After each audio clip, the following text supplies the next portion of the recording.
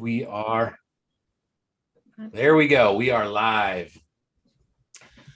Okay, so let me kind of do a little bit of house cleaning here, or housekeeping. So just starting off for everybody who's joining us for the first time here, let me close down the Facebook feed on there so I don't have two things streaming at once. We get the feedback. The way we structure this, and Katie, I don't know if you've watched many of the podcasts before or not, but just a little bit. Okay. So we've always got our main topic that we kind of cover throughout the night. And but before we do that, we spend the first chunk getting to know you, kind of who you are, what your background is, what brings you to the single scene, all that kind of good stuff. We don't dig into nitty gritty details, but at least we want to get a flavor of who you are a little bit. And then we can get into our topic for the night. And then people will kind of know, okay, we have kind of met Katie, and now we know why we're talking about this topic with Katie. So having said that, welcome to tonight's show. How are you? Good, thank you. Good.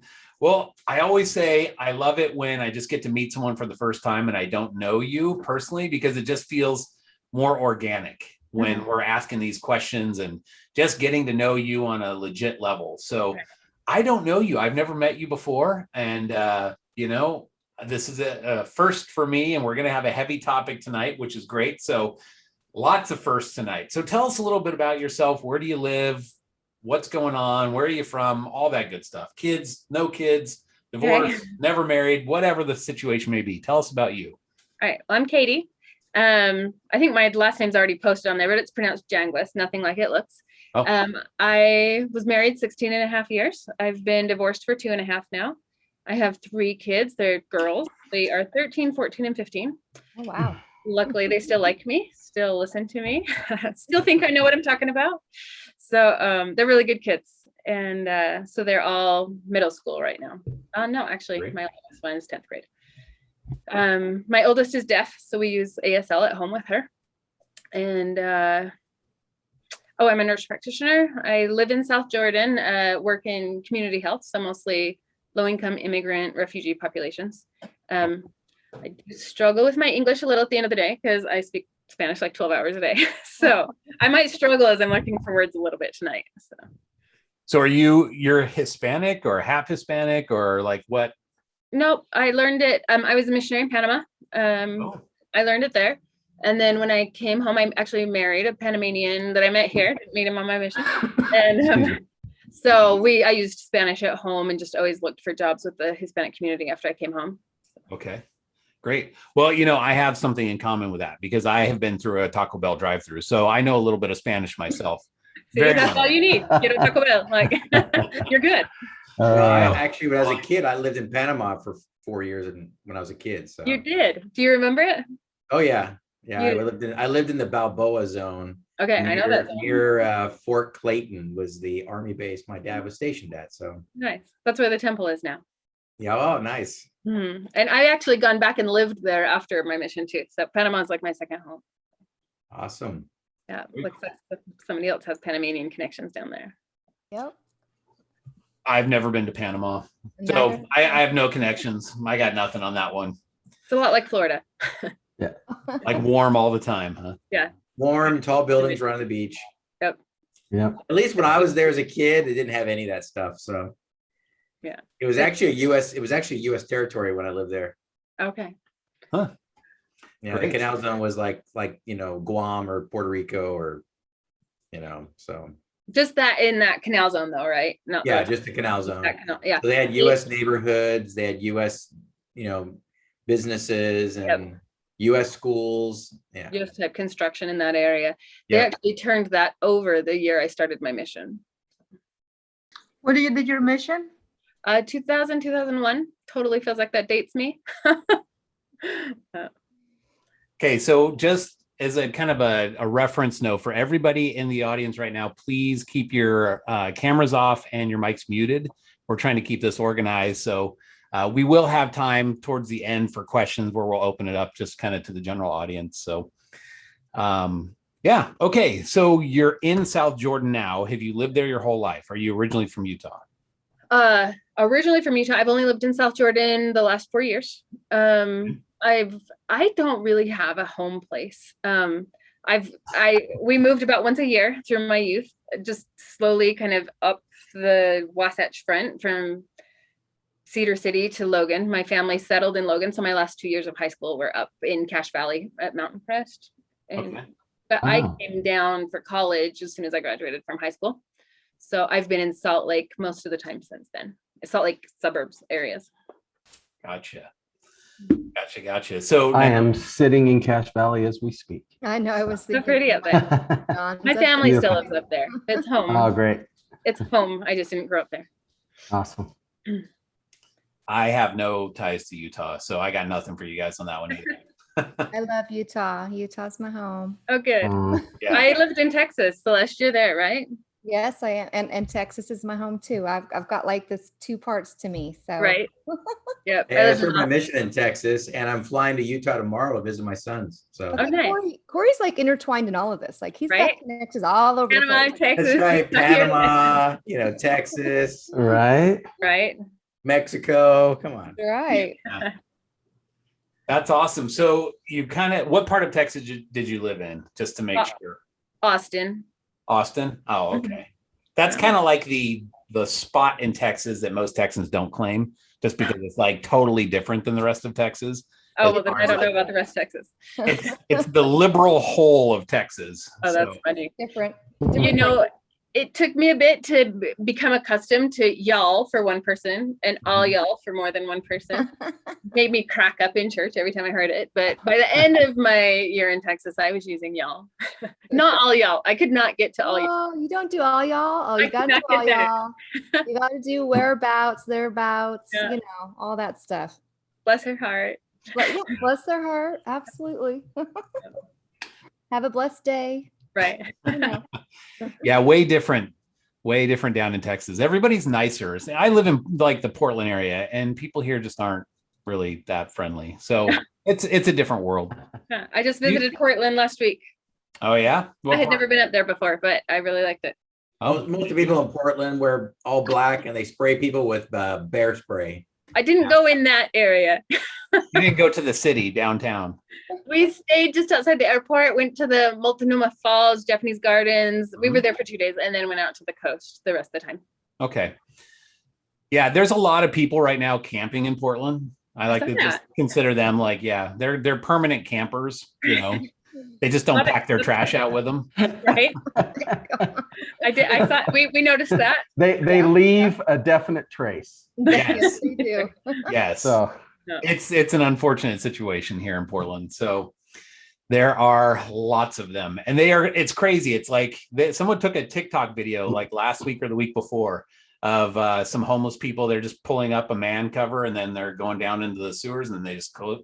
It's like they're everywhere. They come out of the woodworks. It's crazy. So yeah, fun times in Portland. Anyways, it's great. So, all right. So now how much have you been dating for the last 2.5 years that you've been single, divorced? Is this like, are you just starting to dip your toe back in? Or are you like coming fresh off a serious relationship? Like, what's your current status? So I haven't had an exclusive relationship since my divorce. I've actually the first year intentionally made a goal not to have an exclusive relationship my first year, which I'm so glad I went that direction. I think the first year I did not have healthy dating habits. I was dating, like meeting 3 or 4 new people a week on average. I felt like it was a numbers game. Like I kind of had this idea, okay, within a year, I'll meet kind of the right person, get married after that year mark, whatever. So I was dating way too much that first year. It felt like a part-time job. And I met a lot of great people. I have a lot of great friends from that. But it didn't feel healthy. It wasn't fun. Like after a while, You feel like you just maybe weren't quite ready yet. And you were I definitely wasn't ready. There's no way I was ready. But I thought, how else are you supposed to get ready? How else do you know when you're ready?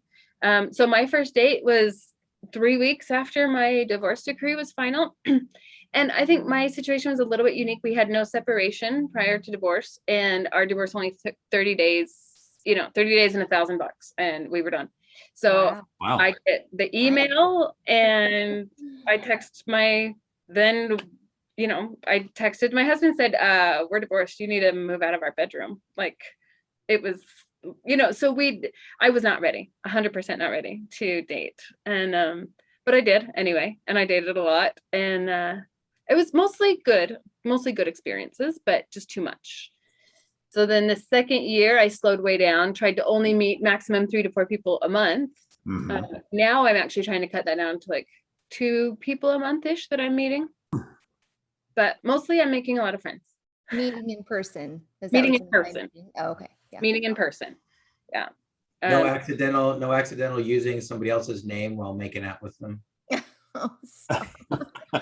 I'm going to plead the fifth on that one. Why is Corey even here Corey- tonight? Can I just stop Corey's that? I've just popped in for a little bit. I'm heading out. Don't worry. We now know Corey's dating secrets. Oh, Right? Bring in Yeah, all I the just jokes. say "oh baby" and it just covers me. It right. is not inconvenient to date somebody that has the same name as your ex-husband or wife. Oh yeah, that's bad news. Yeah. Well, it's helpful in some ways, but some people get triggered by it. But I find it a little bit helpful for that reason Corey mentioned. So now 30 days, that's extremely quick. Was this something that you guys had just kind of, it was like building for a while, and then you guys both came to the conclusion like, all right, let's do this. 30 days, boom, done, we're out. Yeah, we Simple. talked about it on and off. We were always very amicable about it, very just straightforward about it. Obviously divorce takes 2 people, right? Just like making a marriage work takes 2 people. We both have our faults in like what led to the divorce. But he had a tendency to use it anytime he got mad.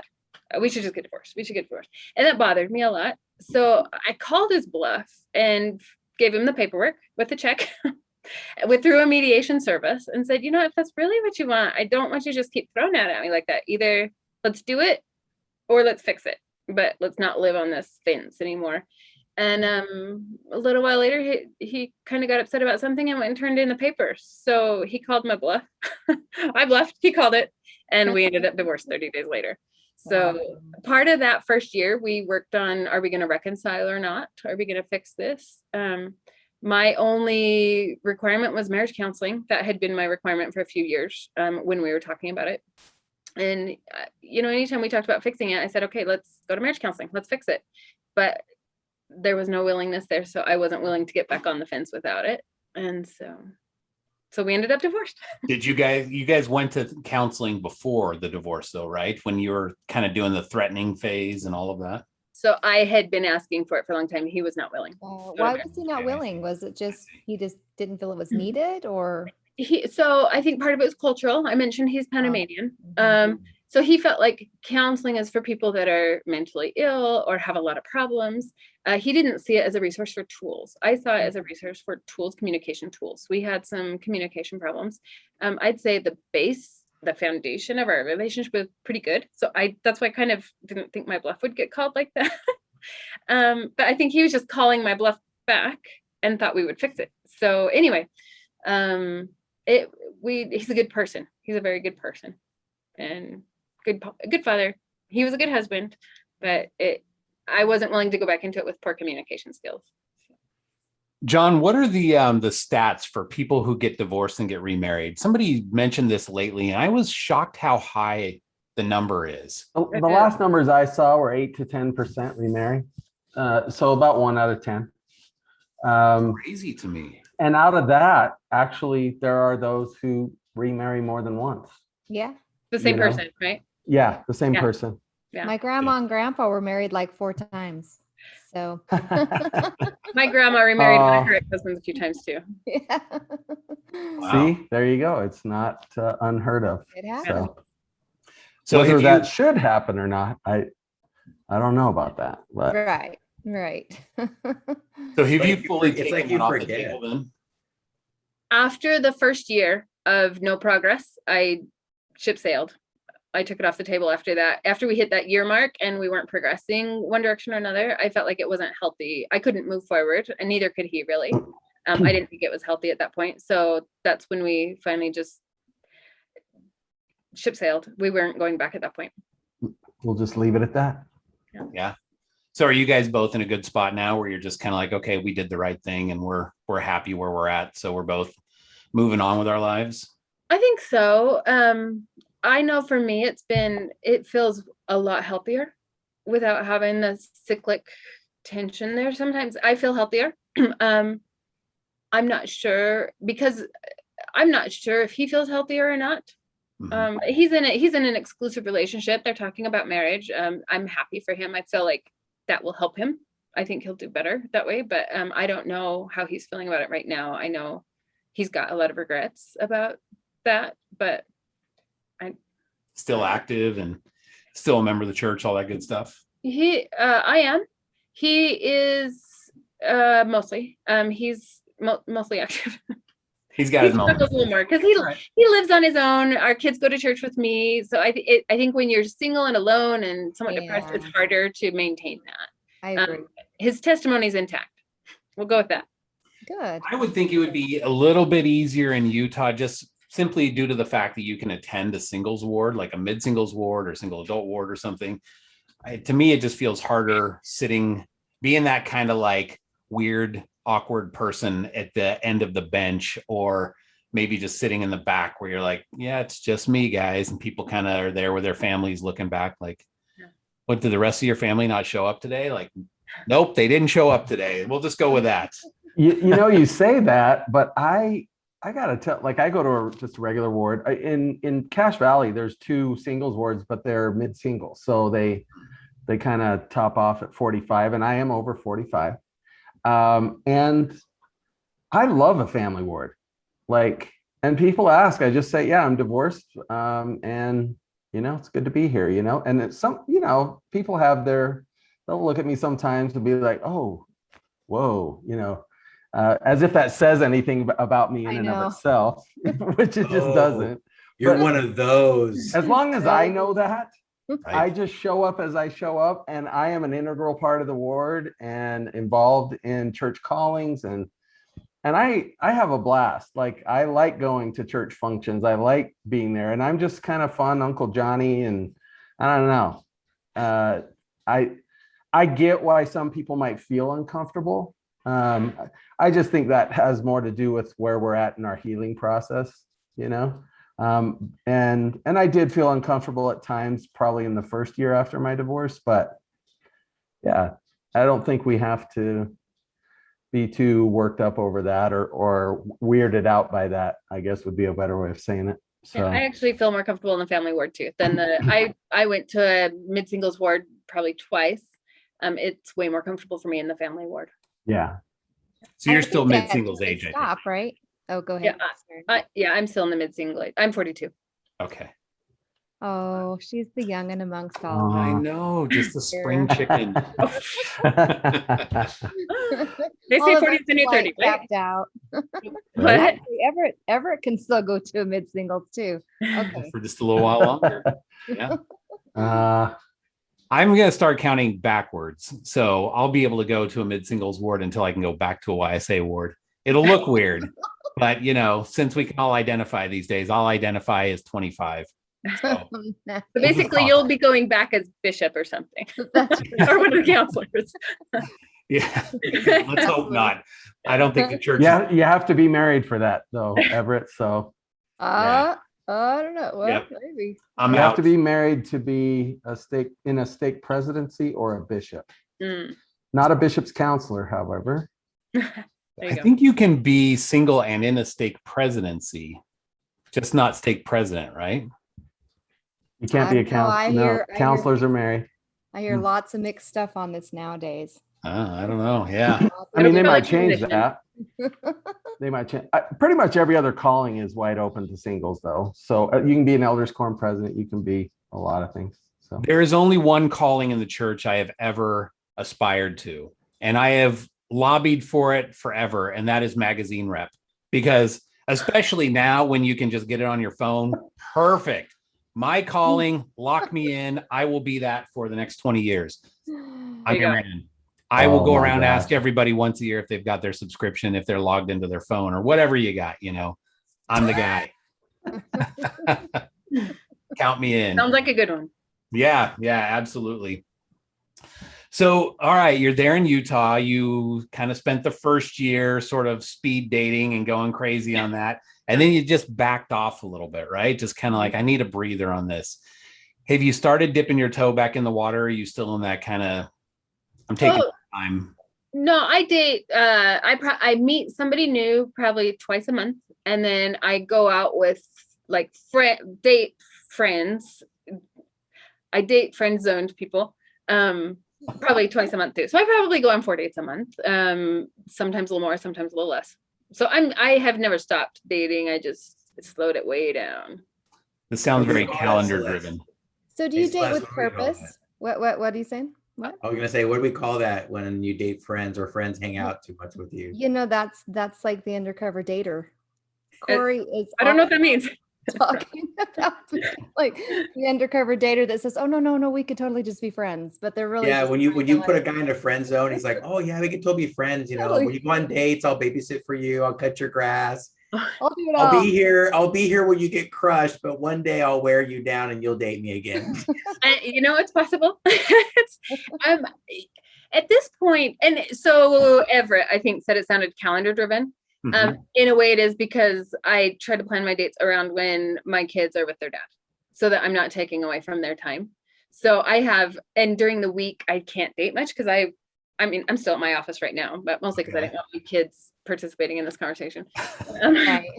But I work 13, 14-hour days sometimes. So I never date on weekdays. So I have a Friday and Saturday every other weekend that I can plan dates, basically. Do you literally like look at that and say, okay, I don't have a date planned, so let's go get one. Let's like fill up this calendar spot. Yeah. I know that because I know my own calendar, not for dating. I've never done that dating, but like I think of work. I'm like, okay, I got an open spot here. I need to like fill this spot. And then I'll go hunting for like an appointment or something for work.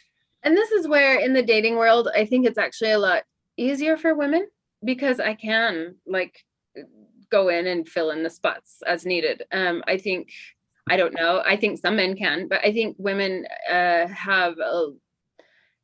men are a lot more open and ready to ask women. And so I think it is easier for women in some ways to be able to do that.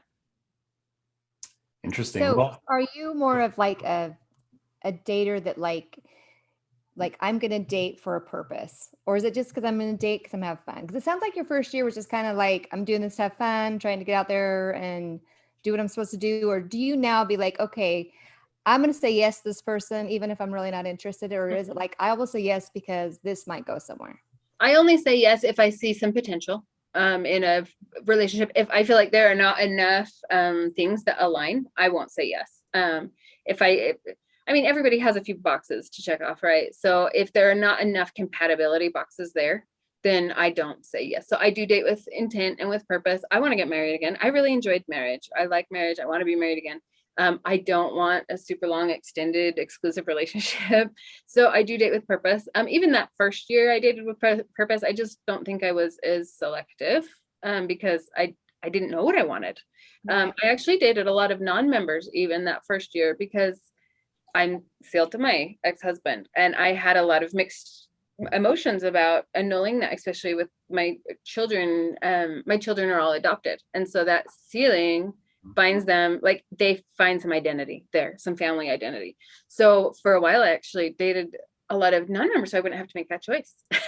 So, but now I've kind of transitioned back to, like, I mean, I always would look for Christ-centered people. So that was my requirement. And the spirituality compatibility was a Christ-centered person. And there are a lot of very wonderful Christ-centered non-members. And I had a great time. But that spiritual foundation is actually, it's just very important to me to be able to build on those same beliefs. So that I now lean more that direction. I'm a lot more selective, I think, but I do date with intent. Great. So 3 adopted children. Mm-hmm. They're close in age. So are they sibling groups? No, 2 were together in an orphanage in Ecuador. So they were born and raised until I raised them. So they've been together. So they're like sisters. The other one is from Panama. So 2 from Ecuador, 1 from Panama. But no biological siblings that way. My first two are adopted, but they're not biological others. So Yeah. No, mine are all little Hispanic babies, but but they're everyone thinks mine are Hispanic babies, but neither of them are. that's funny. Yeah, they're fun. But we did get them all within a year's time span. So we went from 0 to 3 Wow. in a year, and one we got as a newborn. The other two were 2 and 3. Wow. It's great. I love adoption. So. I did too. So I'm just curious, when you're going out and you're filling up your calendar spots, because Oh, gosh. You keep coming back. I gotta go back to this because I gotta Okay. finish this point here. So it's funny because there's a lot of girls who feel like, and we see this all the time on the Facebook groups, like, no guys want to date me, no guys ever ask, guys are just this and that, and they kind of get the Eeyore thing going, where they're just like, oh, woe is me sort of thing. So are you the type of person that's just more aggressive, like, hey, you're handsome, like, let's go out? Like, will you actually initiate and like go for the date? I rarely ask. And I think I rarely ask, but I match energy. So if somebody is interactive with me, I'll be interactive back.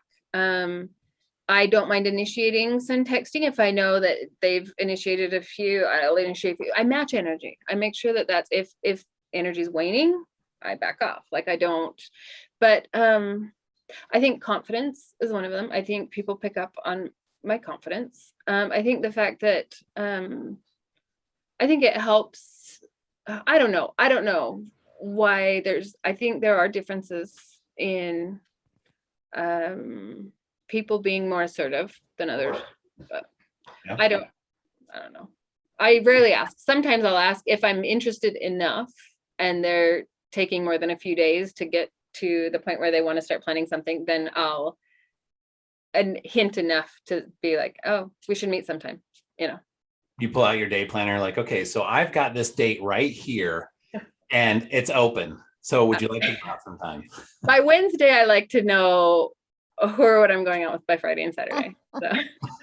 Hey, so just a heads up here on Facebook LDS Single Land, September is Ask a Guy Out on a Date month. So you're going to have to be like asking guys out on dates on September just to make them feel good. So be prepared. Get your calendar going on the ends. I've got to ask out these guys. Get that going. And I do want to just put out too, just because since I posted this topic on the singles page, I'm getting a lot of friend requests, and I'm not being rude by not accepting, but that's my family and my job and stuff. So if I don't know somebody or haven't chatted with them privately, I don't accept really friend requests unless they have several friends with my family or somebody that I know. So if you've requested and I didn't accept, I'm not being rude. I'm sorry, but I'm more than happy to like private message somebody and see if we want to create a friendship at that point. So yeah, in general, it's probably better to have a conversation before friending anyway, right? Us girls kind of prefer that, I think. So yes. Yeah. My Facebook is very family oriented. So I protect that from people I don't know. It's a good thing. I mean, I can't tell you how many people on Facebook, every now and then I look through my friends list. I'm like, I don't know who this person really is. Yeah. And then I have to look and see if we have mutual friends. And sometimes I'm like, we don't even have mutual friends. Yeah. Or maybe it won't show who the mutual friends are. Mm-hmm.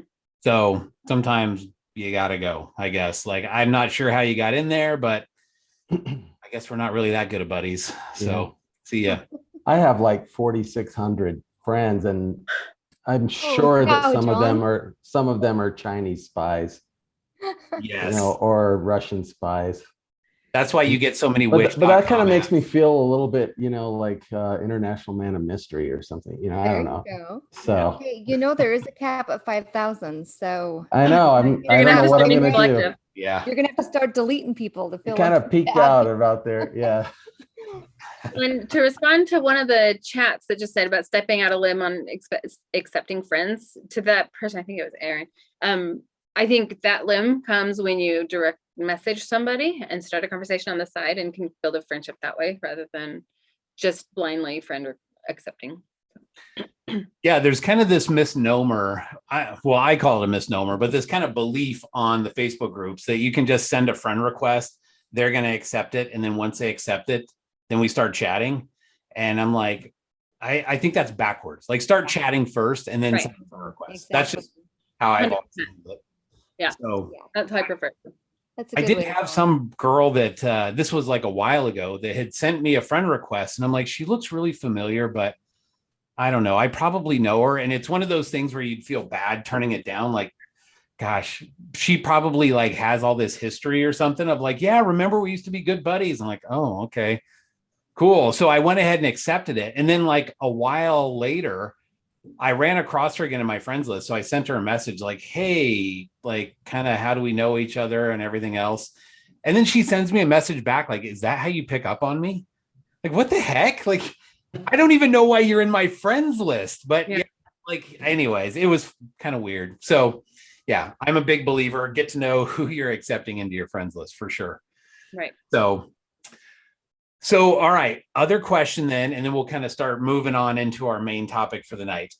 Do you ever do long distance relationships? I mean, I see some in the chat here. They're like, well, I'll be in Utah in September. So, you know, have you dated anybody outside of Utah? Do you kind of get out of that little comfort zone? I have. It's hard. And one thing that's really hard about, especially with online dating, because most of the long distance people are dating apps. So I use the dating apps. I'm on like 4 dating apps. So that's, I think, how I can fill up my schedule a little faster is because I am very active on those. I don't have time to have a social life really. But as far as long distance, I've tried a few. One, it's expensive. It's expensive to have a first date. And there is so much that rides on that first date. And what I found out in the beginning when I had some long distance is that this emotional connection starts to build. You feel like, oh, there's so much compatibility. There's so much, it's so exciting. And you spend money, a couple $100 to have this first date, sometimes more than that. Wait. So you're spending a couple $100 on a first date? Well, if they're buying a plane ticket here, or we meet somewhere a little bit more affordable to meet, or they're driving in or flying in. So mostly they fly here. But that is a lot of pressure for a first date. Yes. Yeah. And then if there's no chemistry, like how do you tell somebody that just bought a plane ticket and a dinner and all this stuff and they're staying in a hotel that you don't feel chemistry within the first 15 minutes? I mean, how do you do? I usually just say I don't feel chemistry. I mean, yeah, I do too, but not in the first 15 minutes, like, and then I smile and then Yeah. I smile and say, but I like you. I know, right? But I don't know. You I know don't what? I usually do think that. oh, sorry, John. I didn't mean No, to I cut you off. just think, I just have a conversation with them. I don't think anybody feels horribly devastated or anything by that. Usually they're here visiting other family or, in other words, I'm not the only thing on the agenda. So Well, so I've been the only maybe I haven't been in that situation. and it's really awkward to not feel the chemistry that you both think is building and that you're going to feel there. And I actually admire you for not feeling comfortable. So with that. yeah. So I discourage that more now. So now I will go out with somebody from out of state if they have something else on the agenda. If they're coming to see family, if they're coming regardless, I will now plan a date with them. But I now avoid planning dates specifically to meet when they have to. Yeah. Either of us see spend money on it. As long as their calendar item matches up with your open calendar spot. I'm not that restricted. My kids will let me go out when I need to go out if I need to. But then the whole mommy guilt comes in. But I'm not that restricted to my calendar. I just try to be organized with it. I just think it's funny. That's awesome. So, No, I know. Yeah, that's not a good start to a relationship is when someone feels mommy guilt. Yeah. I'm working. Or were you talking about your actual kid?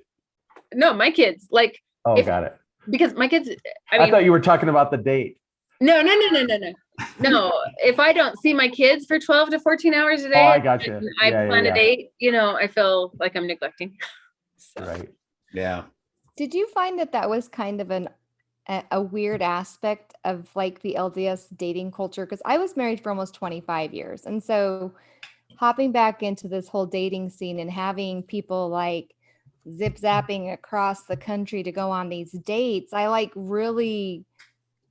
was like blindsided by that. I was like, what are y'all doing? Like, no, you're not coming to visit me. No, why are you getting on a plane? No, absolutely not. So I was like adamant no one could come visit me. Like that's how I kind of did it.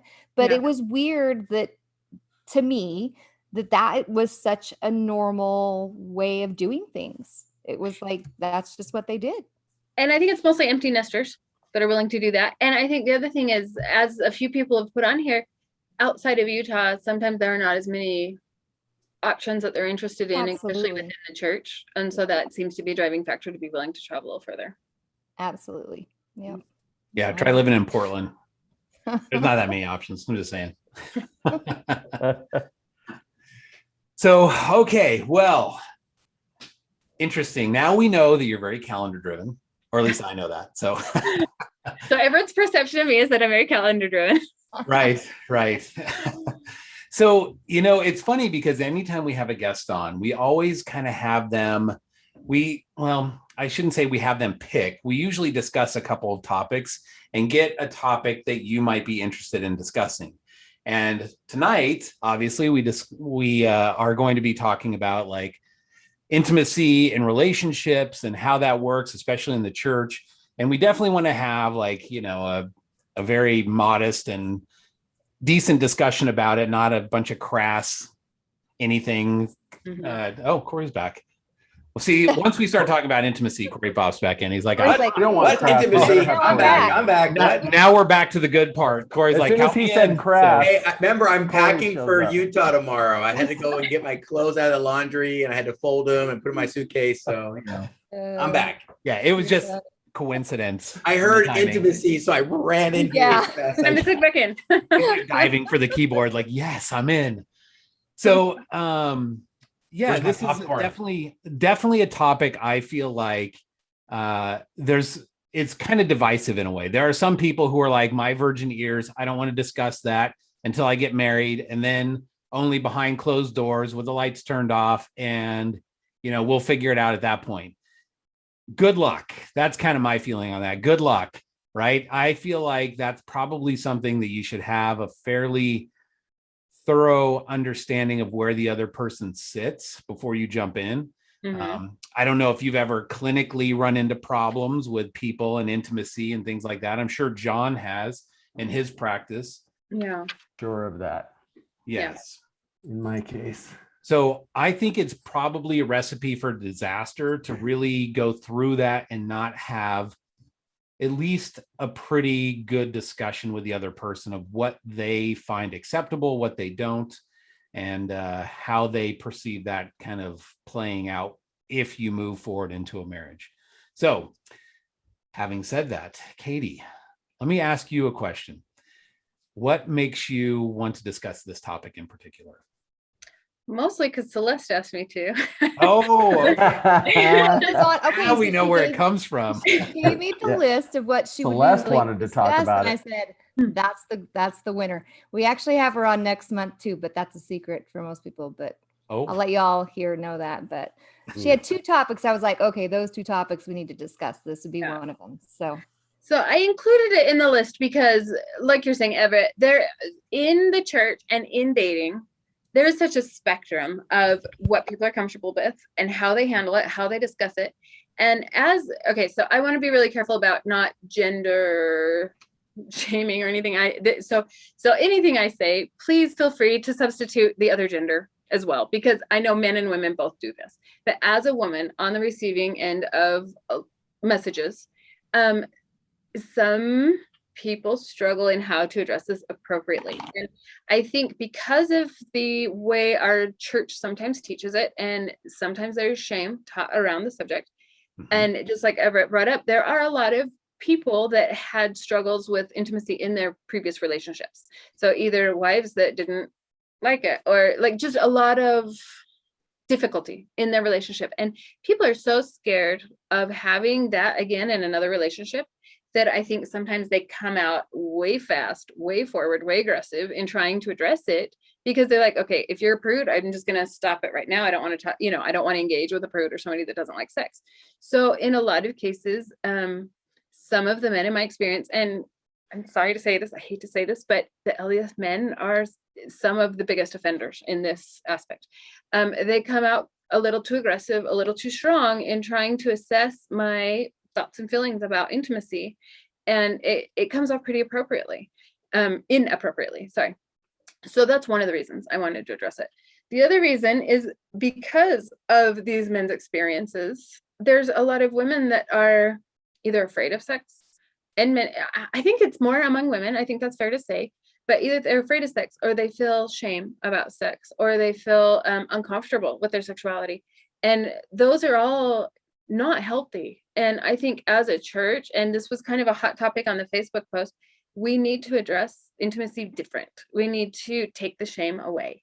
We still need to teach proper and appropriate teachings. Like, and I just want to put a disclaimer out there. I agree with our church's teachings, you know, that the Lord sanctioned sex to be within a man and a woman because it's the healthiest place to have it. If there's intimacy, okay, so I'm gonna stop there. Do you have another question before I go? I just want to jump in, Yeah, go you ahead. know, because I think a lot of times we throw out the church as if the church has Right. an official policy. The only comment I'll make about the church, and you know, I've been a therapist for 22 years. I've been a bishop. I've worked with I don't know how many bishops over the 22 years. And I think if anything, the church hasn't said enough, but I haven't really seen anything the church has said that I find wrong, other than maybe like some books written by a couple of general authorities where even they looked back and said, you know, I don't know that I would write it that way today. You know, but I think what we're really talking about is church culture, which is a combination of what we learn at church, but also the traditions of our fathers and mothers. Right.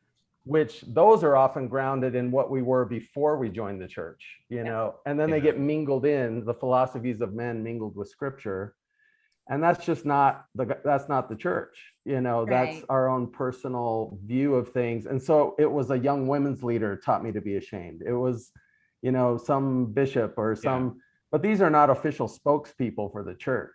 Right. You know? No, yeah, When the church teaches one principle, and then we overdo it. Like we're like, I'm so fearful for the youth that I teach, so I'm going to like go the I'm extra going to mile. overemphasize it, you know. Yeah, I'm going to overemphasize it because I remember the first time I got married. When I first got married, my wife and I, like we were openly like, hey, we want to have sex every which way. You know, we want to go through the whole Kama Sutra if we can, right? And so we went and talked to the bishop. And we're like, hey, I heard some stories that like, if it's anything but missionary style, it's deviant behavior and it's a sin. And he's like, oh no. He's like, whatever you guys feel comfortable doing, you can do, but you both have to be comfortable doing it. And I was like, wow, that's the best advice that a church leader ever gave.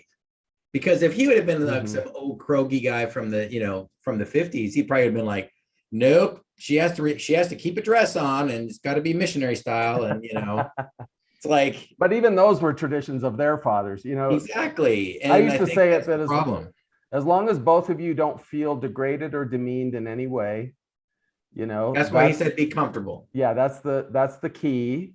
And even if you do feel a little degraded or demeaned, that could be that the behavior is demeaning or degrading, but it could also be that you've had some of that programming that anything but missionary style and wearing our garments while we have sex is demeaning and degrading. And if that's the case, it may be that needs to sort of lighten up a little bit, you know, yeah, I mean, I'm looking at some of the comments, and to be sure that you guys understand that you have to be careful when you say the church, because there's the church leadership and then there's the members of the church. And so I've always said, be careful, be very careful of cultural doctrine, because cultural doctrine is false doctrine. Right. There is doctrine and then there's cultural doctrine. So it'll have a little careful truth when you to say it. the church, because you might be referring to cultural doctrine. But I get what Katie's saying though, you know, when she says that. I do think there are trends, and I don't even know that these are just trends in the church or in the church culture, but I do think, especially what I see clinically, is that, you know, men do worry more about not enough and women worry more about too much, although there's usually about an 80-20, you know, or 70-30 male to female, meaning there's 20 to 30% of women and they're the high desire spouse.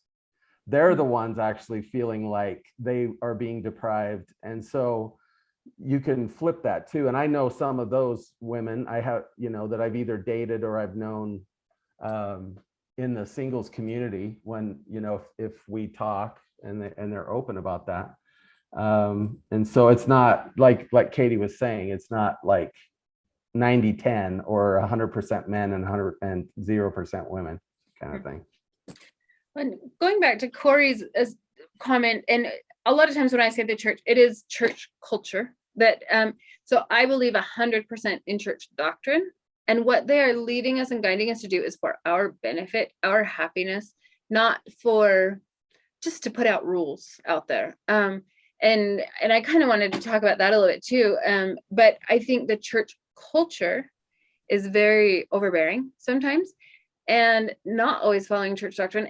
But people that have grown up in the church their whole lives have a very hard time separating those two things out. Church culture from church doctrine. And so often don't know which is culture and which is doctrine.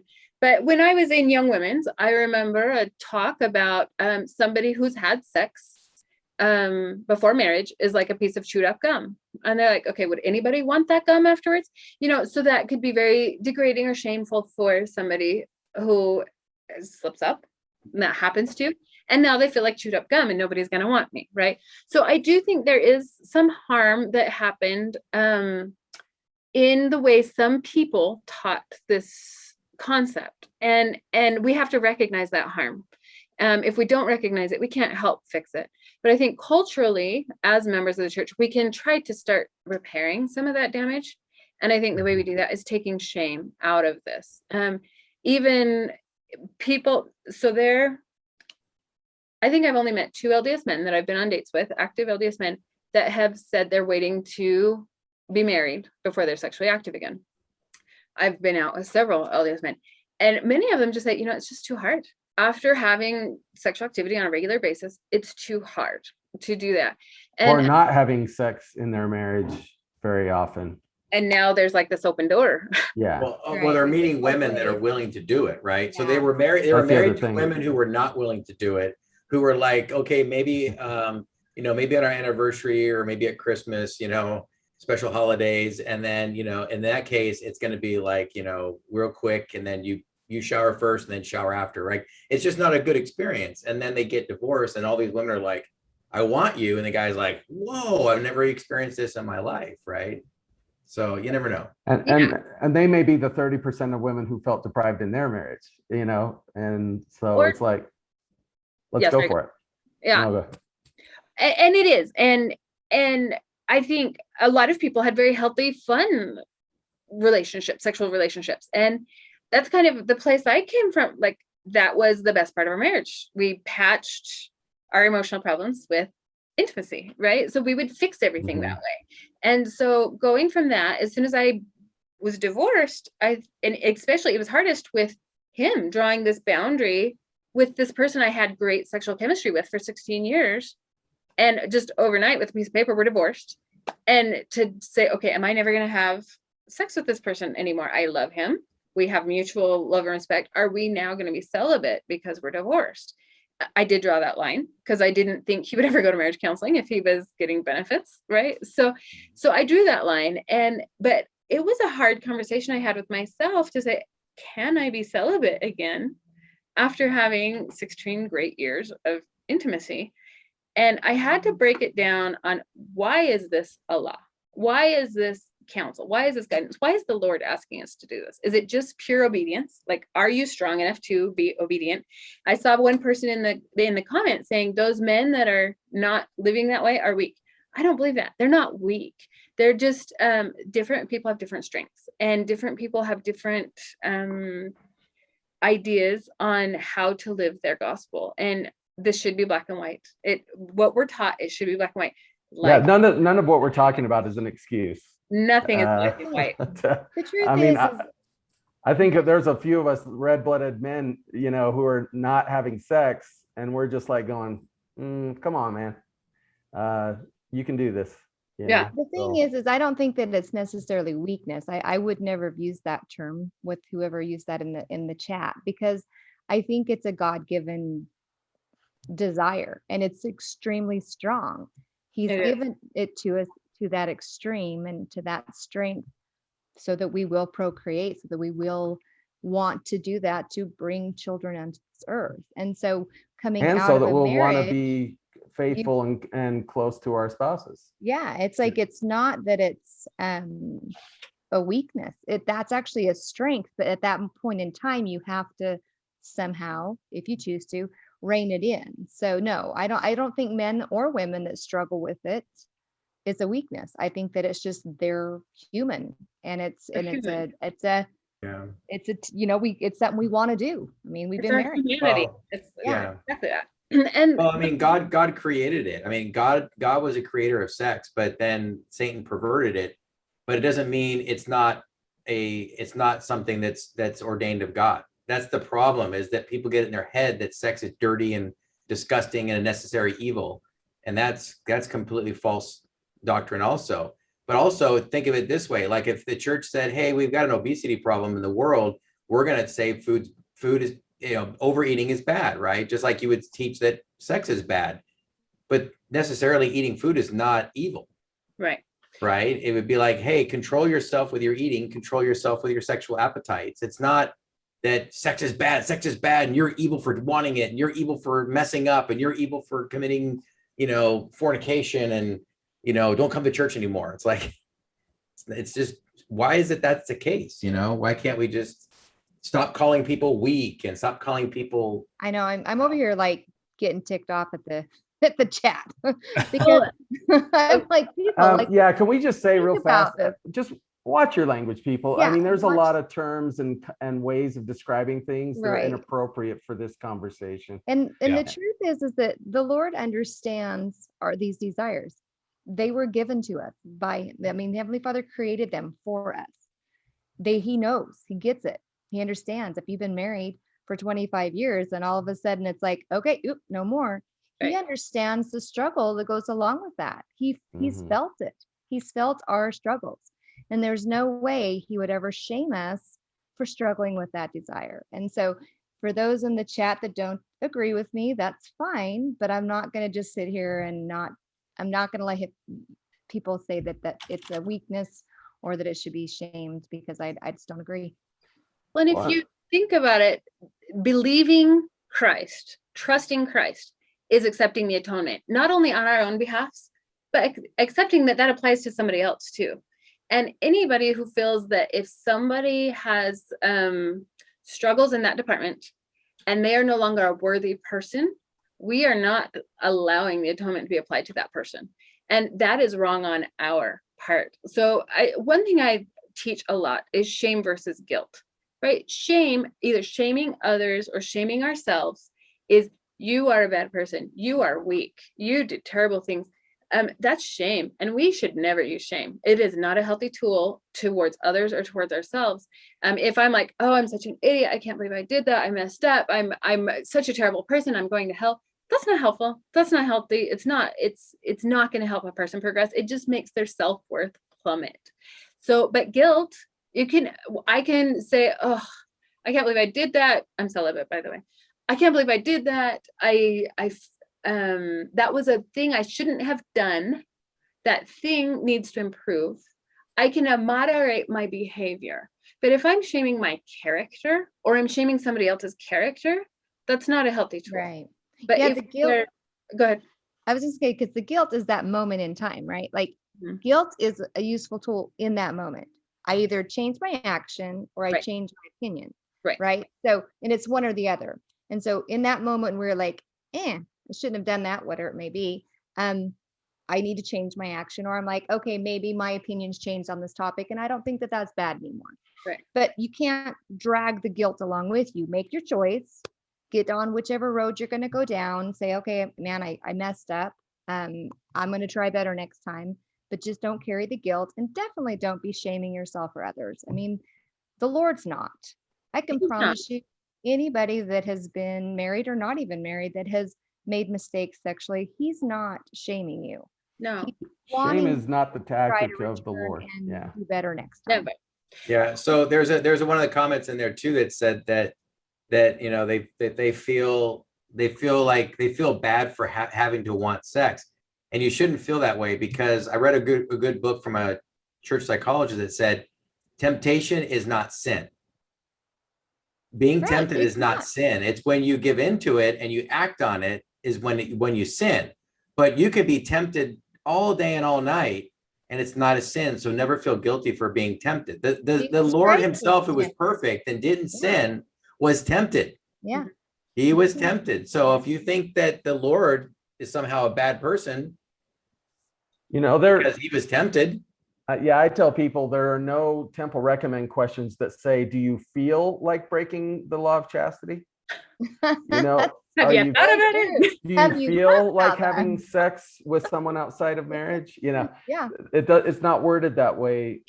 What we want to do is not a sin. It's what we do. And even that, we don't write people off even if they succumb. So. Well, and I think that's a huge thing, is that whatever decision Joe makes for his life in that area or any other area has nothing to do with my decisions, right? Right. I have no place to judge anybody else's decision on this subject, and I have dated LDS men that have openly said, I'm going to be sexually active during my dating experience. And I just say, that doesn't align with where I'm at. So if you date me, we're not going to be sexually active. If you choose to do that with somebody else, that's between you and that person. But I think, go ahead. No, I didn't mean to cut you off. Go ahead.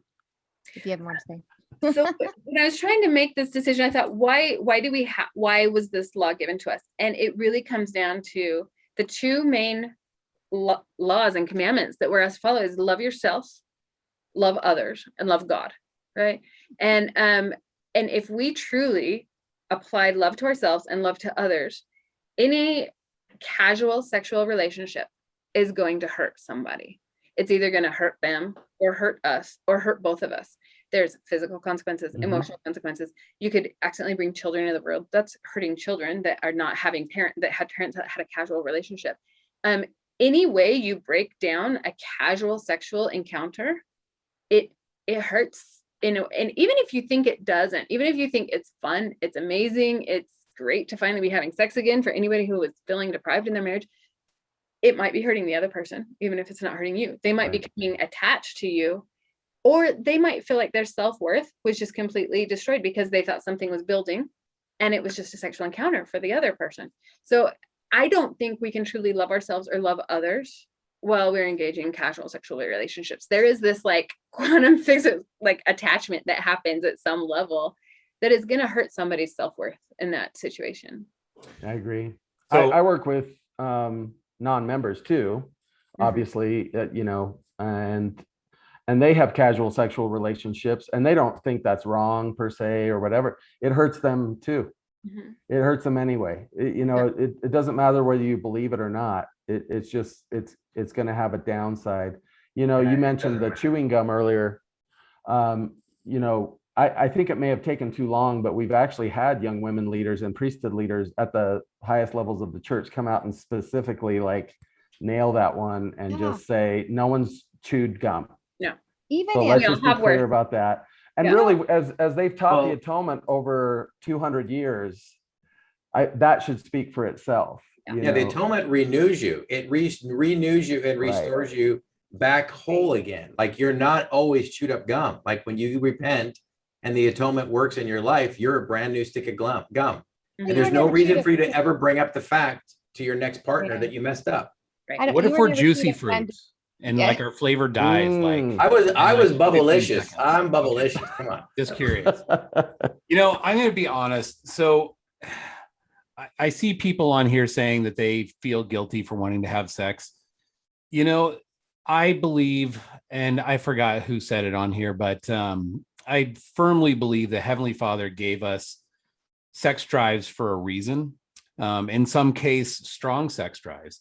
If I didn't have a sex drive, it would be extremely easy for me to say, I'm done. Marriage was not a fun experience. I'm out. These things can be very, very compelling to help move us in the right direction. Even though people might think, gosh, that is not something that we talk about or my virgin years. You know what? It is something Heavenly Father gave to us to help sort of steer that ship in a way and say, hey guys, you are supposed to be coming together. A sex drive and that attraction is natural. And I gave that to you so that you will come together in that manner. I will also say that as far as like feeling shame or something like that, I believe that sex is such, and Katie, you talked about this as well. Sex is such an important component of a healthy marriage. If you're fighting, the classic joke is makeup sex is great, right? It can be very healing and help bring couples back together. It can be something that is very special that helps bond strongly. And I think in a way, rather than shaming, I think Heavenly Father is just saying, guys, don't take that special gift and dilute it. Mhm. If you're out sleeping around with somebody else, is it really still that special when you find that one person where you're like, okay, now I get to finally share this with this person and this person alone? Instead, you're like, well, we'll give it a shot. You're one of the 15 that I've been with in the last, couple years or something. I'm just sort of trying to find my footing on this. Mhm. There's just something that gets taken away from that. And that special bond that is really created from that is really just damaged in a way every little time. And it's not so much that Heavenly Father is saying, how dare you break one of my commandments? Instead, he's saying, guys, just save it. Like, it will be so much better when it's right. Okay. Just save it and let it be special. Yeah, it's loving guidance from a father who wants us to experience the full joy of sex in the right context. But in order to do that, we have to, as best we can, navigate through not engaging in it in the wrong context, in the context that's empty of what is its potential is, basically. But I do agree. I think Katie's right. And what she said earlier about, for guys, particularly to be careful not to bring up sex too early in a conversation. Like, oh, what are you interested in? Are you into it or not? Like, you got to be careful with that too. But if the relationship's developing down the road and you think it's going to go somewhere, you definitely have to have that conversation, especially for a lot of us that are older. I mean, I brought this up before, but there's been instances where guys didn't tell women that they had, prostate cancer and they had surgery and therefore they were impotent. And then they just didn't want to bring it up. Like, oh, I don't want to talk about it. And then here comes the wedding night and, the parts aren't working. And here's this woman who's going, you lied to me. Like, that's got to be devastating. So, you've got to have the honest conversations about, like, what are you into and what do things work? Or are they ever having trouble with these things working? I mean, And I even with, I was just going to say, even with the conversation, which does have to happen, I think that it's important. Maybe we can discuss as a panel, like, what a good time would be to actually open up that dialogue. Obviously not too early, but obviously not too late on in the relationship either, right? So there has to come a time when you do open up that dialogue and you do need to talk and make sure you guys are on the same plane, because there's so many different aspects to sex. Way before that. You know what I'm saying? Like, you might be into something that they are not, or maybe someone's uncomfortable that you really enjoy, and you have to make sure that you mesh up well. And because if not, you could end up wedding night and wife is like in the bathroom crying and the new husband's like, wait, this is what I wanted. It could just be a big old hot mess. So you got to bring up the conversation. And it's definitely got to be part of it. And honestly, I actually had a few people reach out to me and ask me to discuss how you can steer that conversation without it turning too spicy or too dirty or too heavy or too provocative. And there are definitely ways. Like, I would say, like, right now I feel like an expert redirector, like, because it does come up, and sometimes it'll come if there's a really interactive text conversation. As soon as you connect, it might be, you've been texting for 2 or 3 hours. It's very interactive. There's a lot of dynamics.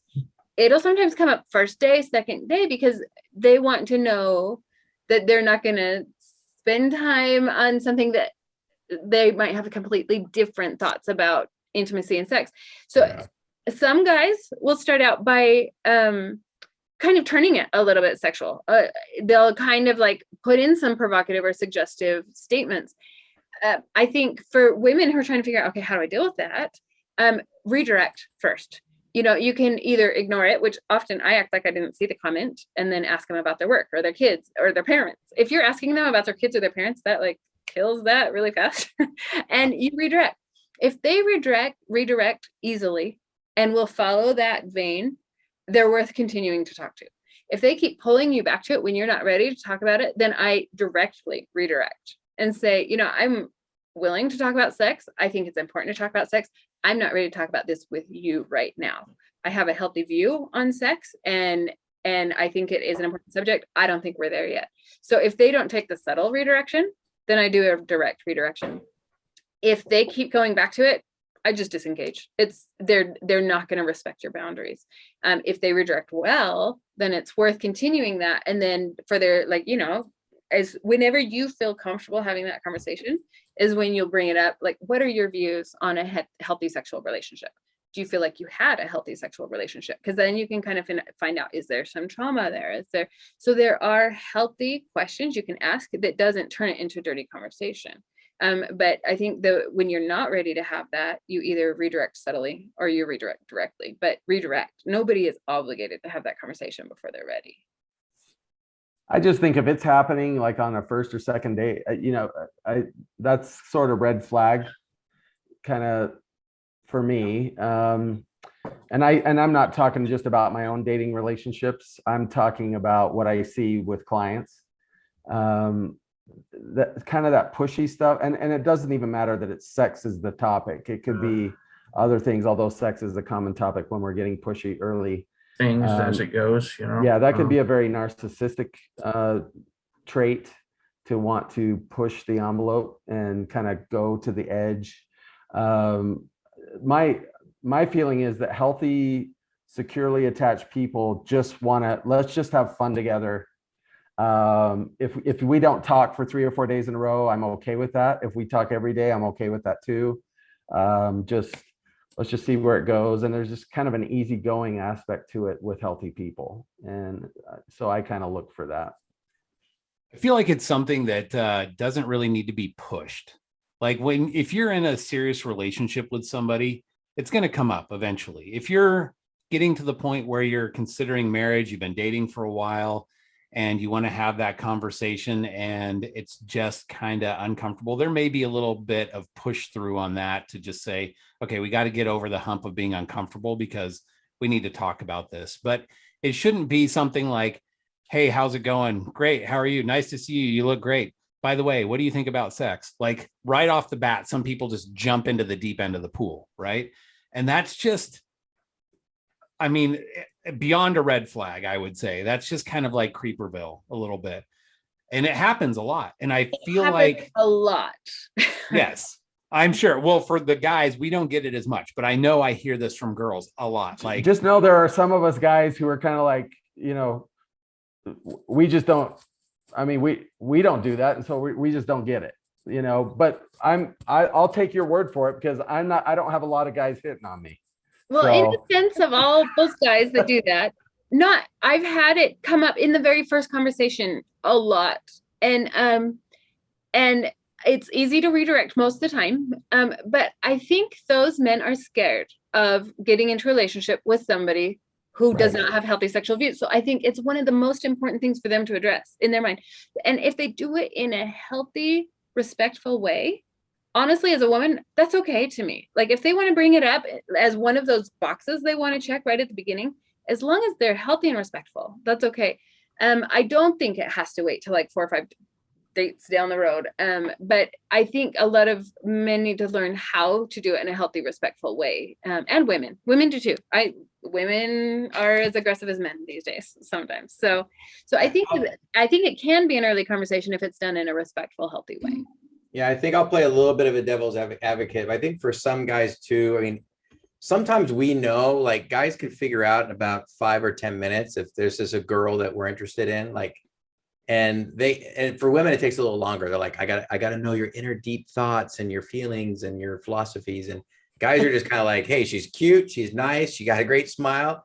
She can hold a conversation, you know, and guys can know like 5-10 minutes, like, okay, this is something I want to pursue. And so I think that's why in their minds they're like, all right, but I don't want to go down this road and get like totally get all my feelings crushed and find out this woman's like, oh, no. Sex is gross. No, thank you. Right. And you're like, but I was totally going down that road with you. And yeah. So I think for guys, they have to control that, because I think in their mind, they're like, man, this woman's great. Man, if she's into sex, she's perfect.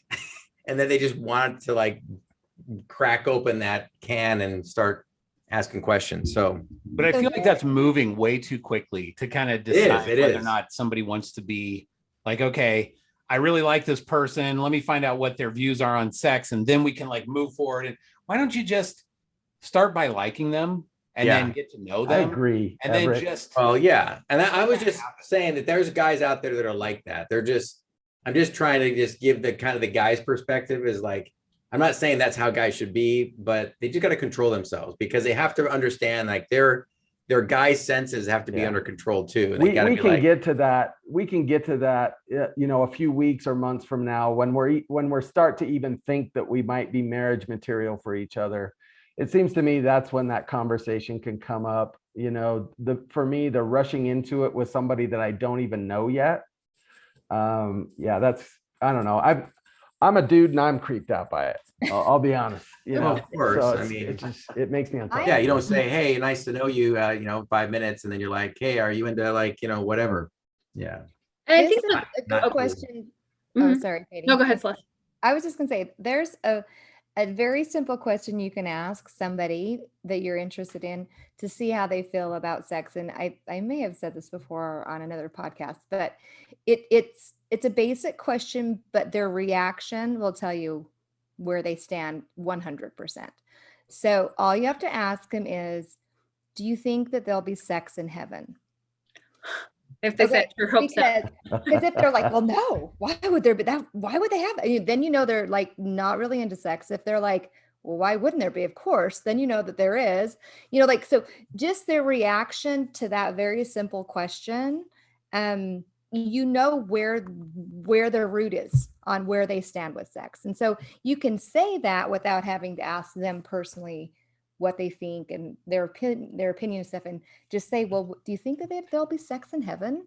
And then their reaction. I mean, that is so true. And yeah, listen, I've been right twice about sex I've been married twice, and our sex life was great in both of those marriages, at least most of the time. And when it wasn't, it was more emotional issues than anything. But how they hold your hand, how they talk, how they kiss you. And I'm not talking about making out and stuff, just how free they feel with just being expressive. There's just so many qualities that translate into an incredible lover.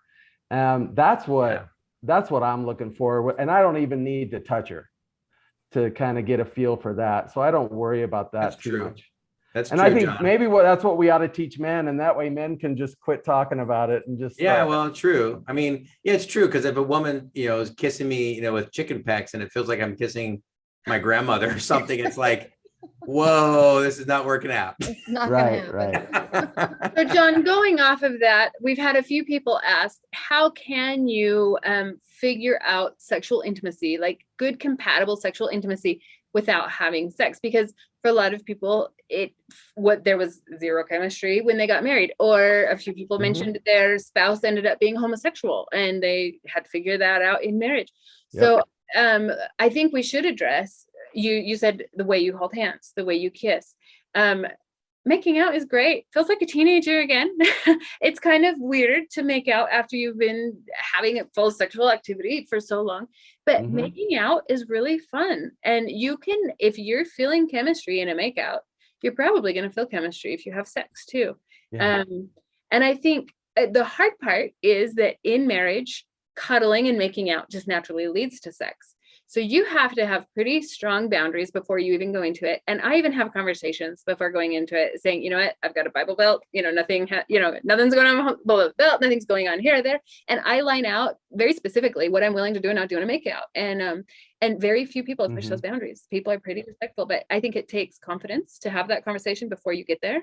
But it's important to have that conversation before you get there. And you've got to have it set in your head before you get there. Yeah. Because man, once the hormones are going, it's really hard to keep those boundaries. And it's really, especially when there's a lot of chemistry, it's really hard to stop when you're not used to stopping, because in marriage, you don't stop, you keep going.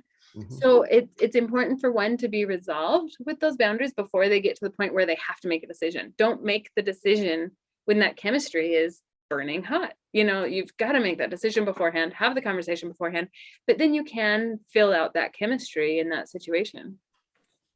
That's interesting you said. I do think there are some relationships where we need to have a conversation. Although I don't know about you, but I'm one of those where I don't talk about kissing people or having sex, or I don't talk about any of it, but I communicate it very clearly. You know what I mean? And so I just know where my breaks are. And so if it feels like she's not on the same page with me and she's going farther than I want to, I just say, hey, you know what? That's just somewhere I'm not willing to go. But I'm liking it so far up to this point, and so if we can just keep it here, I'm good, and hopefully we don't have a problem after that. So I guess that's a conversation, but I find in most situations that the vast majority, and I'm dealing with women, of course, and I think most of them are just pretty respectful, and they kind of know as we talk about other things, like where we stand with the church, and that as they get to know my beliefs, I think they just respect that and they don't try to push beyond that. I think as a woman, those conversations are important, because that's probably more true. A lot of women don't know what to do when their boundaries are getting pushed. Yes. So they may have an idea of how far they're willing to go, and men can get a little bit aggressive, a little excited, a little, Yes. They're really happy about where this is going. And a lot of women do not know how to say, I'm not comfortable with that. I'm not comfortable going there. Yeah. And then they feel victimized afterwards. And some of them are victimized. So I think it's a lot easier to set the boundary when you're bigger than the other person, for sure. Well, and by setting it beforehand, setting up those expectations beforehand, the woman doesn't have to try to stop somebody who's pretty into it. And or if she does, that's a more clear boundary violation, and then she just knows that's not okay. And because I was very clear with him and he still pushed the envelope. And you're right. I think that makes it easier to make a judgment call on whether they're a second date or not. Mm-hmm. For sure. So I want to talk a little bit also about, there's been some mention here, but certainly a point of debate, I would say, among several people that I've talked with on the LDS dating community is for those people who have been in a marriage before, who had struggles with intimacy, there is a strong propensity to want to take a sort of try before you buy approach and say, well, it's very important to me to know that we're going to be sexually compatible once we get married. How do you manage a situation for somebody who's like, I was extremely burned and I will never get burned that way again? And maybe they even had the conversation before they got married the last time and it went well, maybe they thought they were going to be totally compatible, but for whatever reason, they just simply weren't. So how do you get to a spot where you can say, okay, I've got to be able to figure this out without going down and just trying before you buy? Because my feeling is on the try before you buy is, well, okay, I understand wanting to figure out if they're compatible. However, what happens if you're not? So you get into a relationship, you start being intimate together, it doesn't work out. Sorry, you go your way. Then you go on to the next relationship. How many times do you do this before really that intimacy is just all sorts of, for lack of a better word, again, diluted or twisted, and it's not something precious and sacred anymore between a husband and wife? How do you figure that out? Asking me specifically? You're gonna put me on. Sure, yes. You're in the hot seat today, so you get all the hard questions. I am not saying anything yet. Okay, this is going to be an unpopular opinion. I think if you get to the point where you're considering marriage with a person, you've checked off all those other boxes, you've done, that is a very personal conversation between that man and that woman on if it is important enough for them to try that out. And then, but they also have to deal with the consequences of that, right? They're going to lose their temple recommend. They're going to possibly damage their relationship by going there. It's a very personal decision between that couple. Is this important enough for us to choose to break that covenant. And for some couples, it is. For some couples, they feel like that's a healthy path to go down. I think for other couples, they trust each other, trust the Lord, trust the chemistry they're feeling. But I think people that it's very important for them to not try before you buy. If somebody else is pushing them to do that, they're going to push them in other areas too. And it's not a compatible relationship.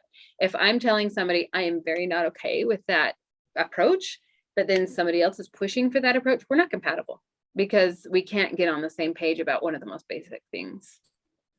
So you think it is okay for two people who are willing before they get married to kind of take that step before they actually get married?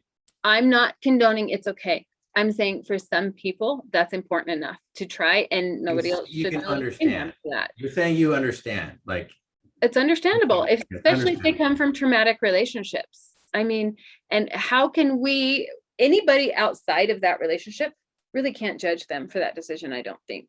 I mean, we know what's black and white, we know what we're taught, but that relationship is very personal between those two people. And if those two people together decide, okay, this is worth trying, and they feel confident enough in the foundation of their relationship, that's between them and God. It's not really anybody else's business. No, I agree with that. Yeah, and you got to be careful. Oh, yeah, I want to say something too for the group. We got to be careful about casting of stones and saying people are weak and people are idiots and people are stupid and morons and whatever if they make mistakes, because there might be people in this group that have made mistakes, and I'm just speaking to them. Like, you are not worthless, okay? And the Lord still thinks there's worth in you, and so the repentance and the atonement is real. Never, never, never let Satan, Lucifer, get in your head and think you need to leave the church. Who's going to ever want you? You've made all these mistakes. Go away from the church. Go live your sexual life because you're weak. And who wants a weak person, right? All those are lies. Don't believe all that crap. Yeah. I totally agree with that. But I think we can go off the other side where we trust too much, and where we don't recognize that there are people in patterns of behavior that are incredibly addictive, and they need to get help. But and so I can be very Christ-like. I can say, I believe in you. I know you can overcome this at some point. I know the atonement is real. That doesn't mean I have to marry you, or be in a long-term relationship with you. True. But nor would I write someone off necessarily. People can change. That's why I think we encourage people on this show not to badmouth former spouses. One, because sometimes those stories are not true. And even when they are true, people change. If this is something that happened in a marriage 5 years ago, how do we know that person hasn't totally turned their life around and used that divorce as a great learning experience? And now they're, the river that made us sick when we drank out of it before is the very river that could save us from dying of thirst now. Yeah. And so it would be a shame to write that off forever. I think that goes along. I've seen a lot of, in the LDS singles forum, I see a lot of people talking about like the temple recommend as a badge of whether or not they're willing to date that person. And I think it goes along with what you're saying, John, is I don't think what they're carrying in their wallet should be the qualifying factor if they're a good person or not, because a lot of people carry one and they're terrible, and other people carry one and honor it and respect it. But I think one thing that is the most important to focus on is, what is their relationship with Christ? What is their relationship with God? What is their relationship with their testimony? Are they striving to be a better person because of some of the mistakes they've made? That is a good person to give a chance to, because they may not be holding a recommend right now, but they are learning from those mistakes, and that can make them so much stronger. It can make them deeper, more understanding. They will rely more upon the atonement if they're actually working to put the atonement to work. So, and they may have a more understanding. They may have a better understanding of the atonement than somebody who walked a perfect life. Definitely. They have no idea what the atonement really is like, right, because they've never had to exercise it in their lives. Somebody who sincerely applies the atonement and repents for things they are going to be deeper in their testimony of Christ and putting Christ first in their lives. So I think using that as a qualifying factor for somebody it's an important checkbox for a lot of people, but I think there are other things that need to be considered, such as their relationship with Christ.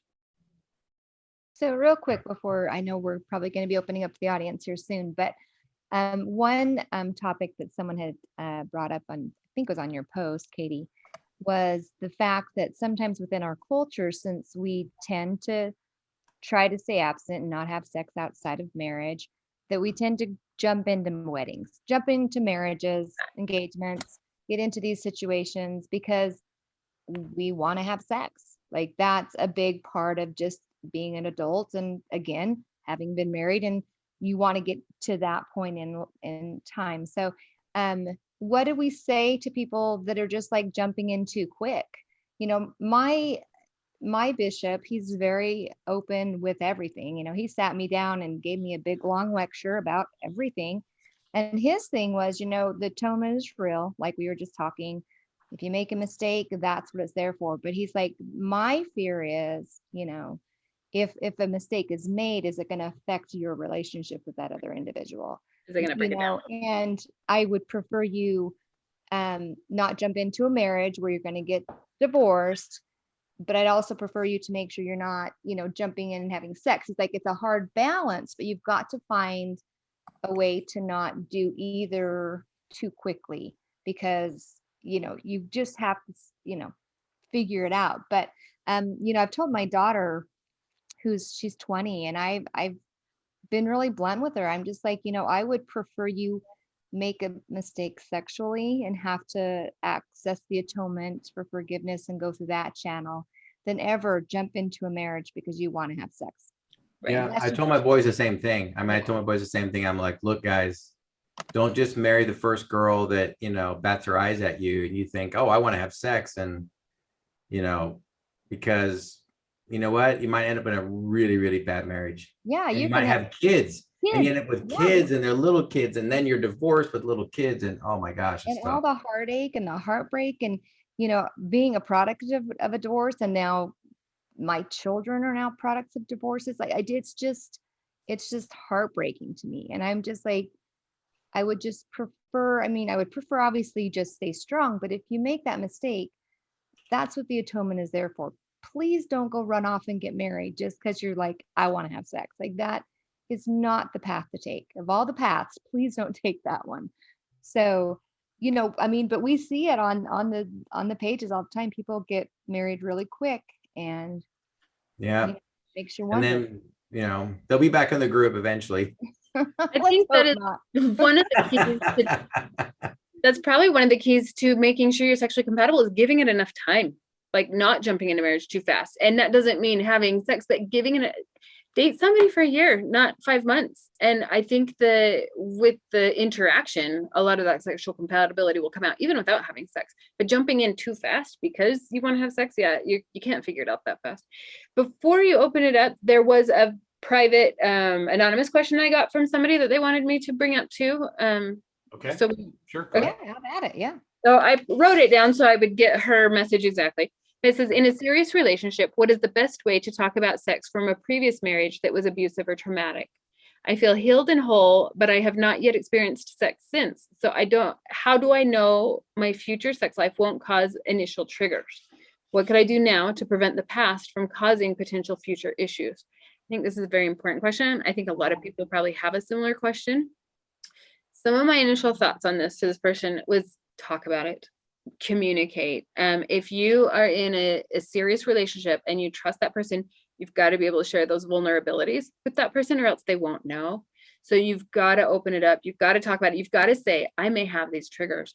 I think you need to lower your expectations that you won't ever have those triggers. You need to kind of expect to have triggers sometimes.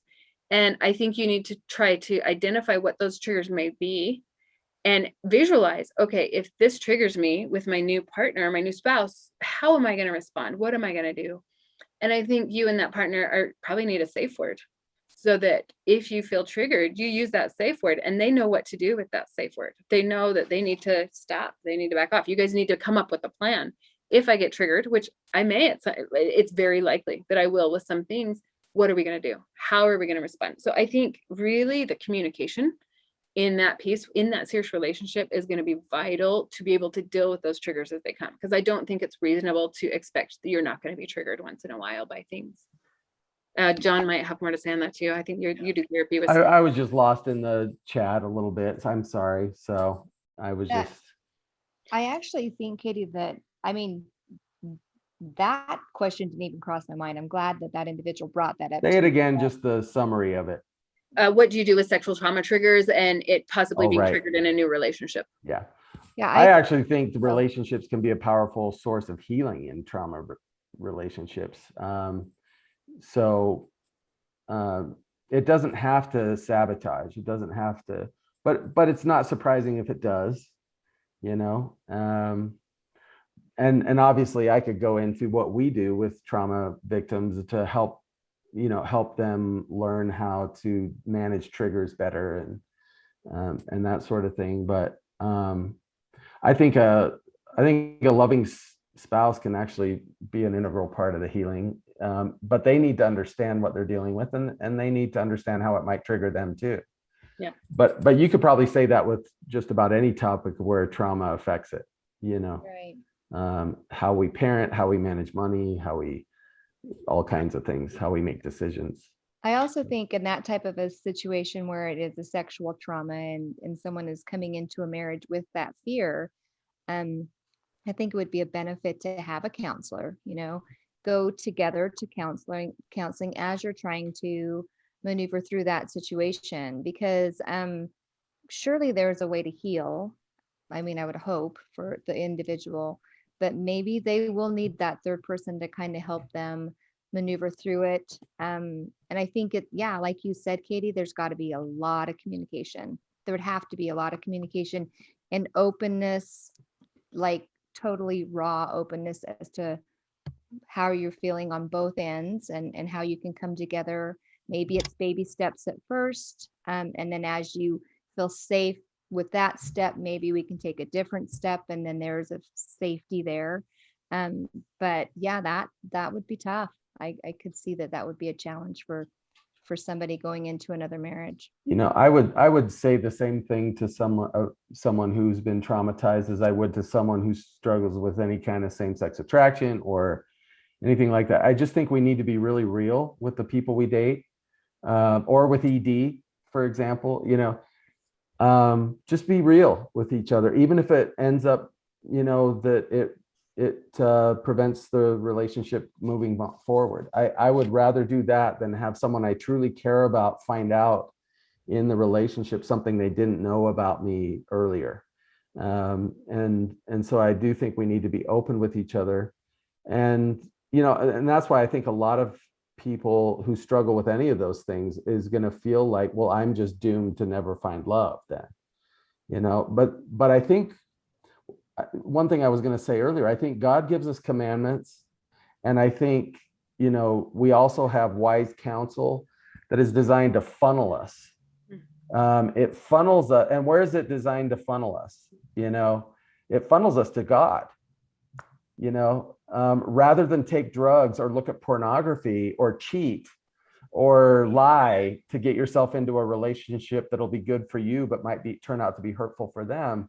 Do it the hard way, you know, stay true to the teachings you've been given. And what it will do is you'll feel like it will break you, but in reality, it will teach you like emotional, mental, spiritual skills that will help you overcome the very things like trauma and anything else that would sabotage your relationship.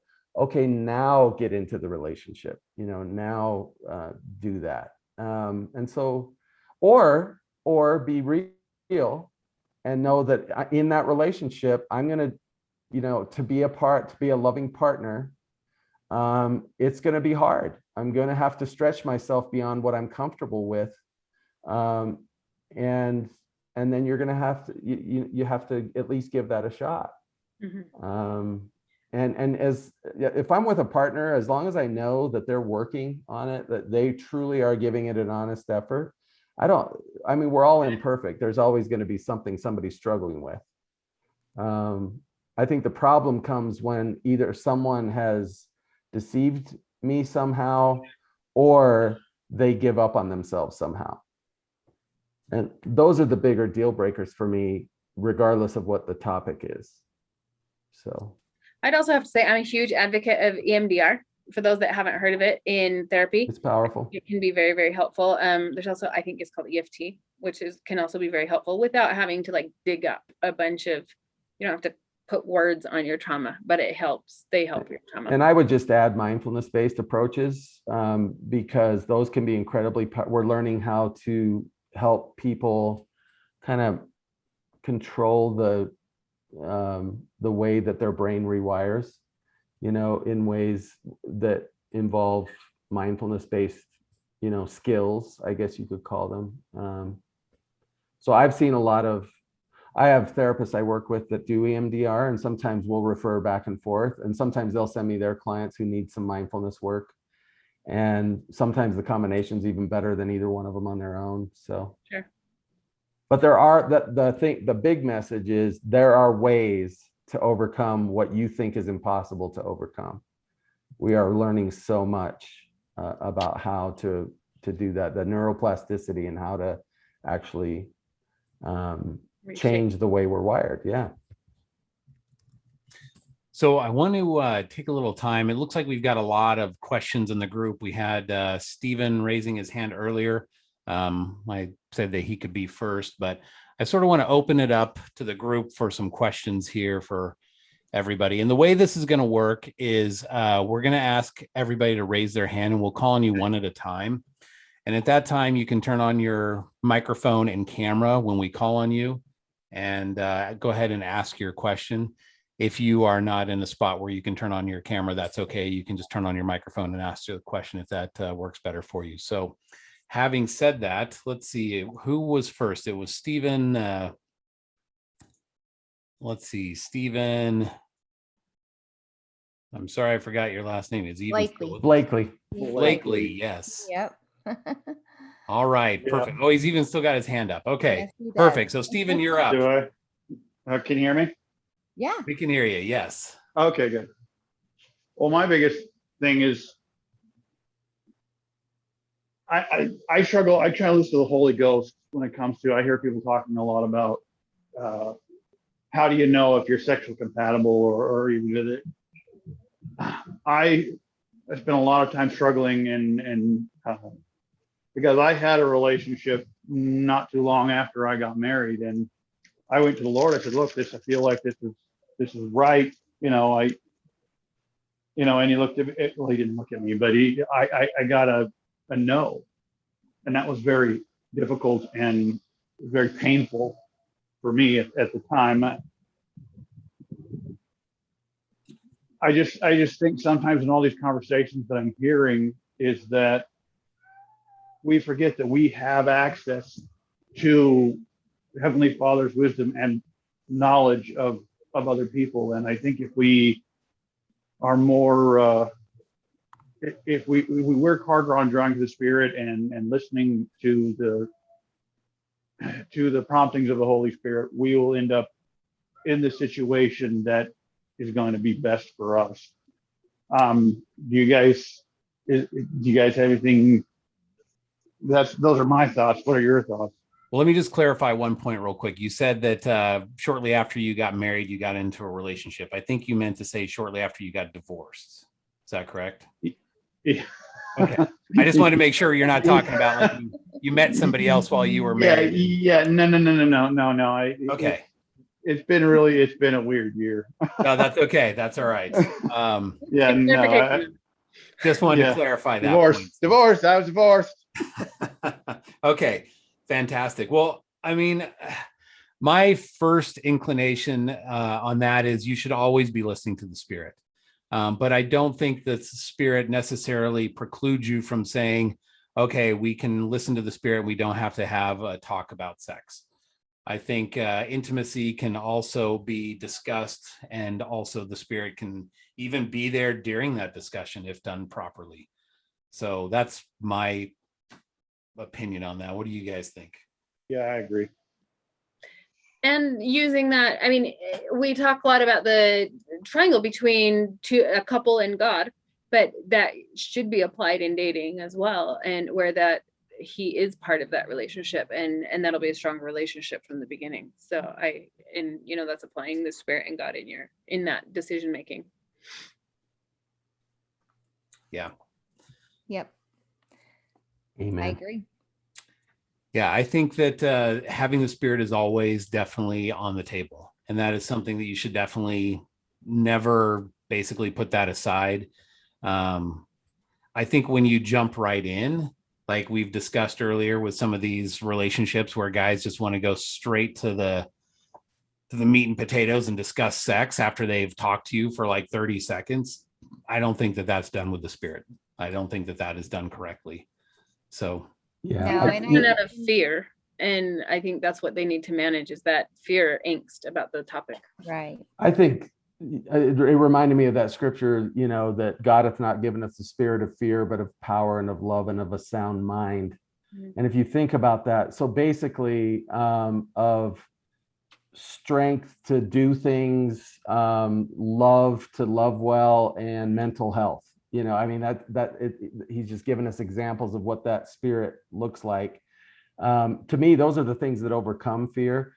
And to me, fear in dating shows up as two extremes. And one is, I am so afraid that I'm going to be really demanding and pushy and, you know, like, show me what you got, you know, kind of feel to it. And then the other one is, ooh, don't touch me, don't ask any questions, don't hurt me, don't, you know. And I think fear is both of those.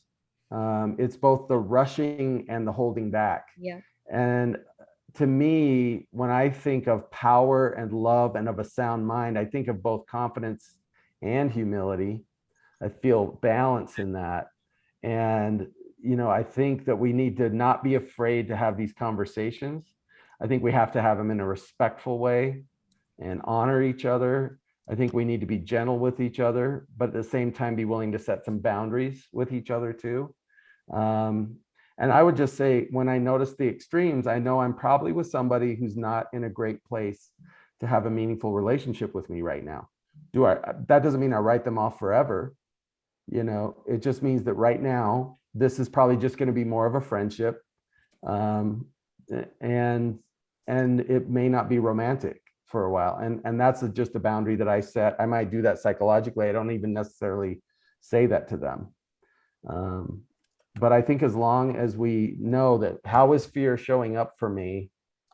And as soon as I spot that, the first thing I ask myself is, where do I need to go to be balanced?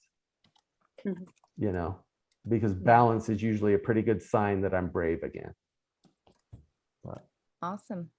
yeah. All right. Thank you, Steve, for that comment. I appreciate it. Okay. All right. Nicholas is up next. We got Nicholas quite a Howard. few. Yes. How are you guys? Hey, Hey, how are you? good, good. Long time no see. Hey, I just want to know, a great topic. But Katie, one question for you is what dating sites you like. You see you're on 4 or 5 of them, and I want to learn your skills because you seem like you're pretty good at marketing yourself, number one.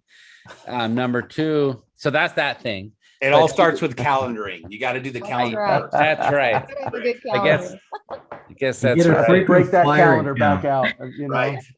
Sorry, thanks for your inspiration, Katie. sorry, my background.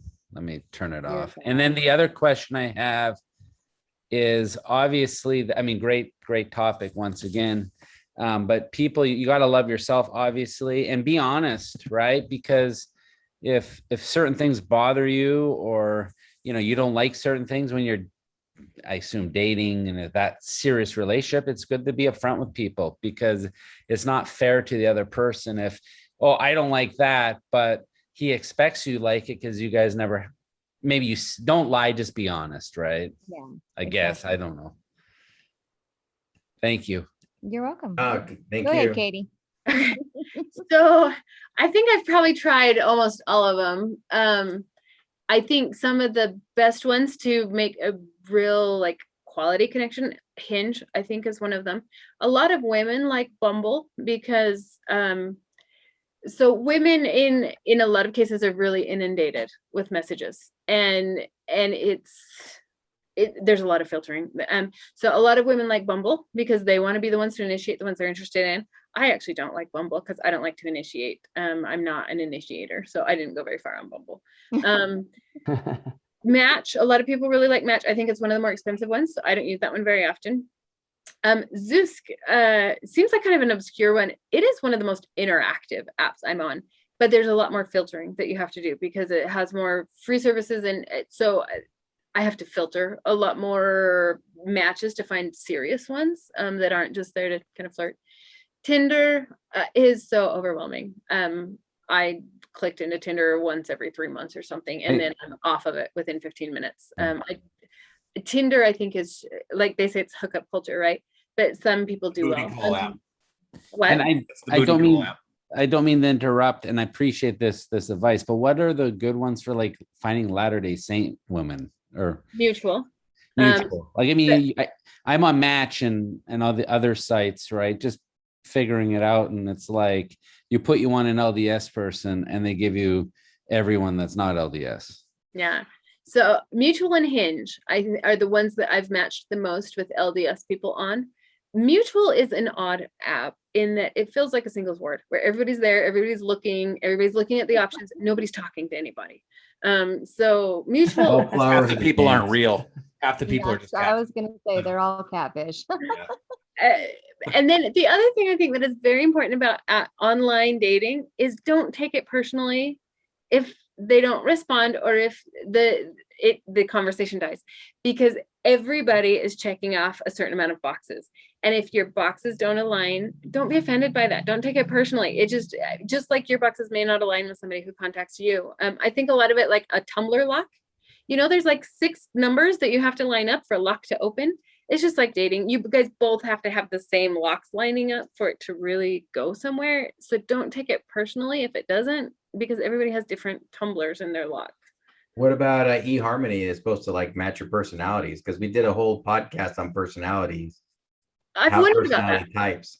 I haven't tried it yet. So if anybody had good experience with eHarmony, let me know, because I haven't tried it. Don't they kind of all do that? Doesn't Match have like some sort of personality profile? No, eHarmony has like a questionnaire. Like when we did the podcast on personality types, and I had my boys do it. I had some friends do it, and I'm kind of seeing how we match up. And it's funny to see like, oh wow, that woman has her and I together, we're in the red box. It's like, don't go there, or whatever. But I think eHarmony is the same thing. Asks you like 25 or 30 questions, and then it tells you have a personality match of this number. Like you have a high personality match.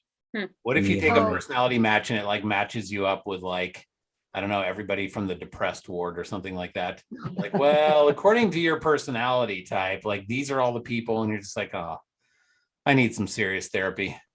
At that point, just call John. Like, okay, my match is. John, what's that saying about me? John isn't on any of those sites this time. I was the first time. That's back in the day when what was it? Another one was popular. I'm not even going to try to figure it out, but and I mean, I dated, Katie can identify with this, but I dated like 45 women in 9 months, something like that. And literally in the beginning, after the first divorce, it was like 4 or 5 a week, not super healthy, that actually died down. And, before I got married again, I slowed it way down. Way down. Maybe another few months it would have been better, but yeah, I don't know. I just don't want to go back on them. I'll be honest with you. Yeah.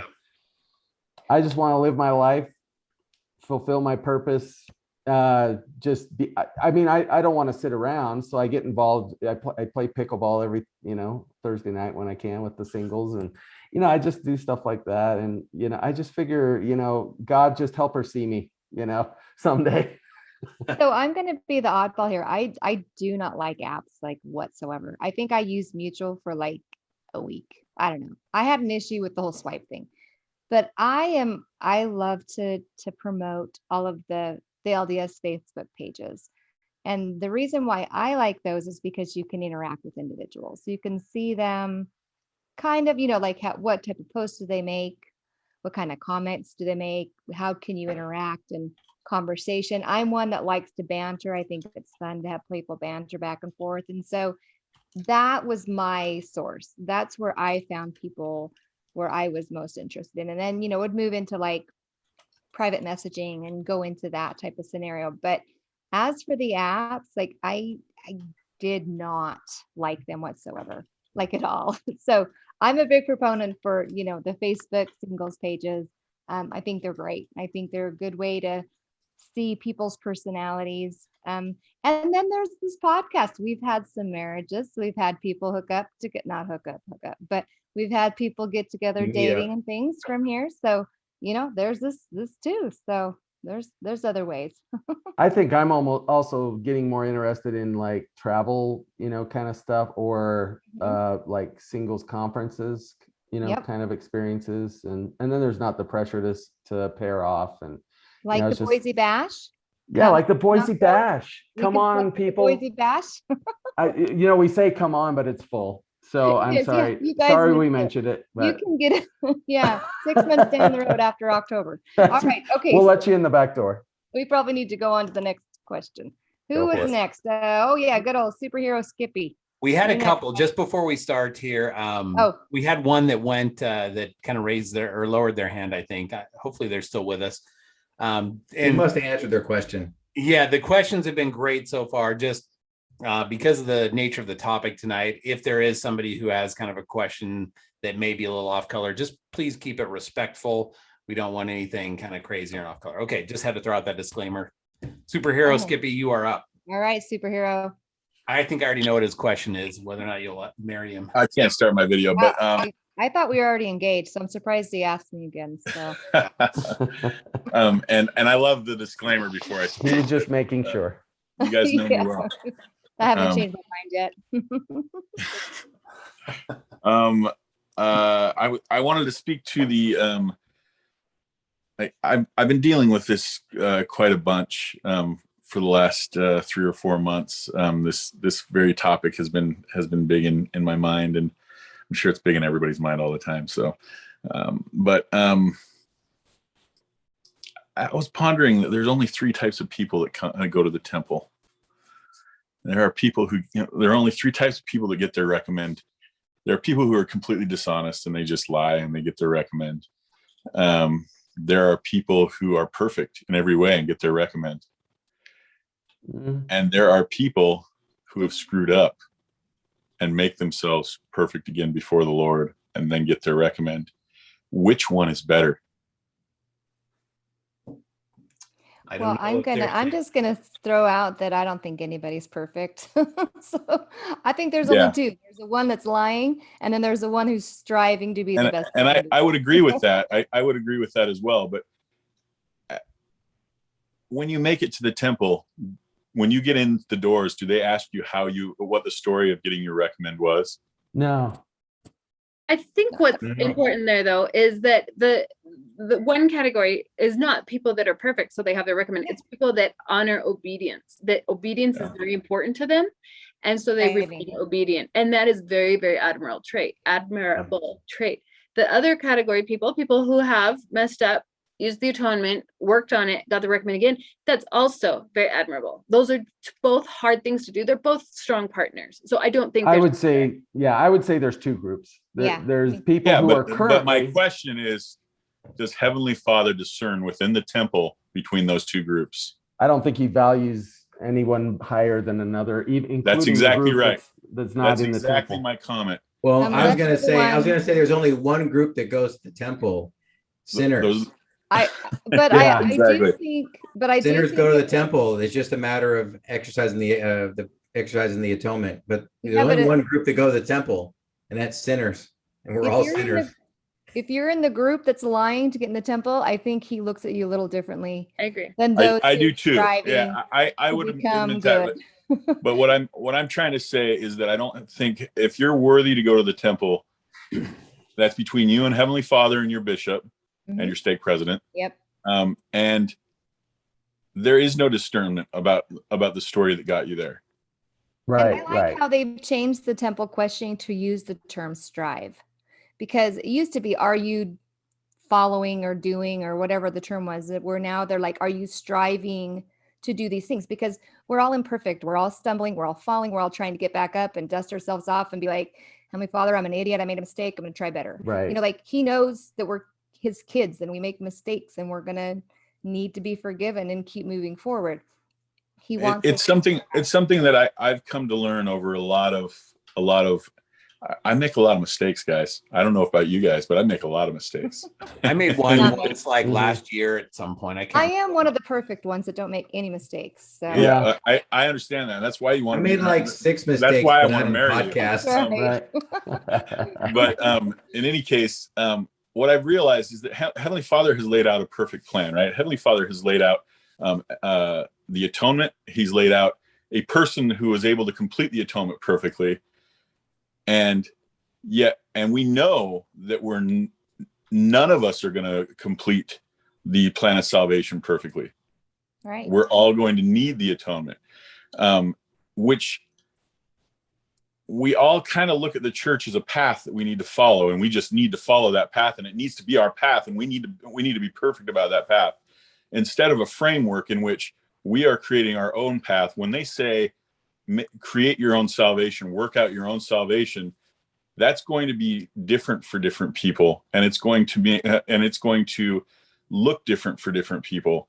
And I wholeheartedly believe that Heavenly Father is looking at how we use our mistakes rather than what the mistakes are. Are we growing by them? It, Are we it learning reminds from me of them? the, Absolutely. I think it was a talk by Dallin Oaks about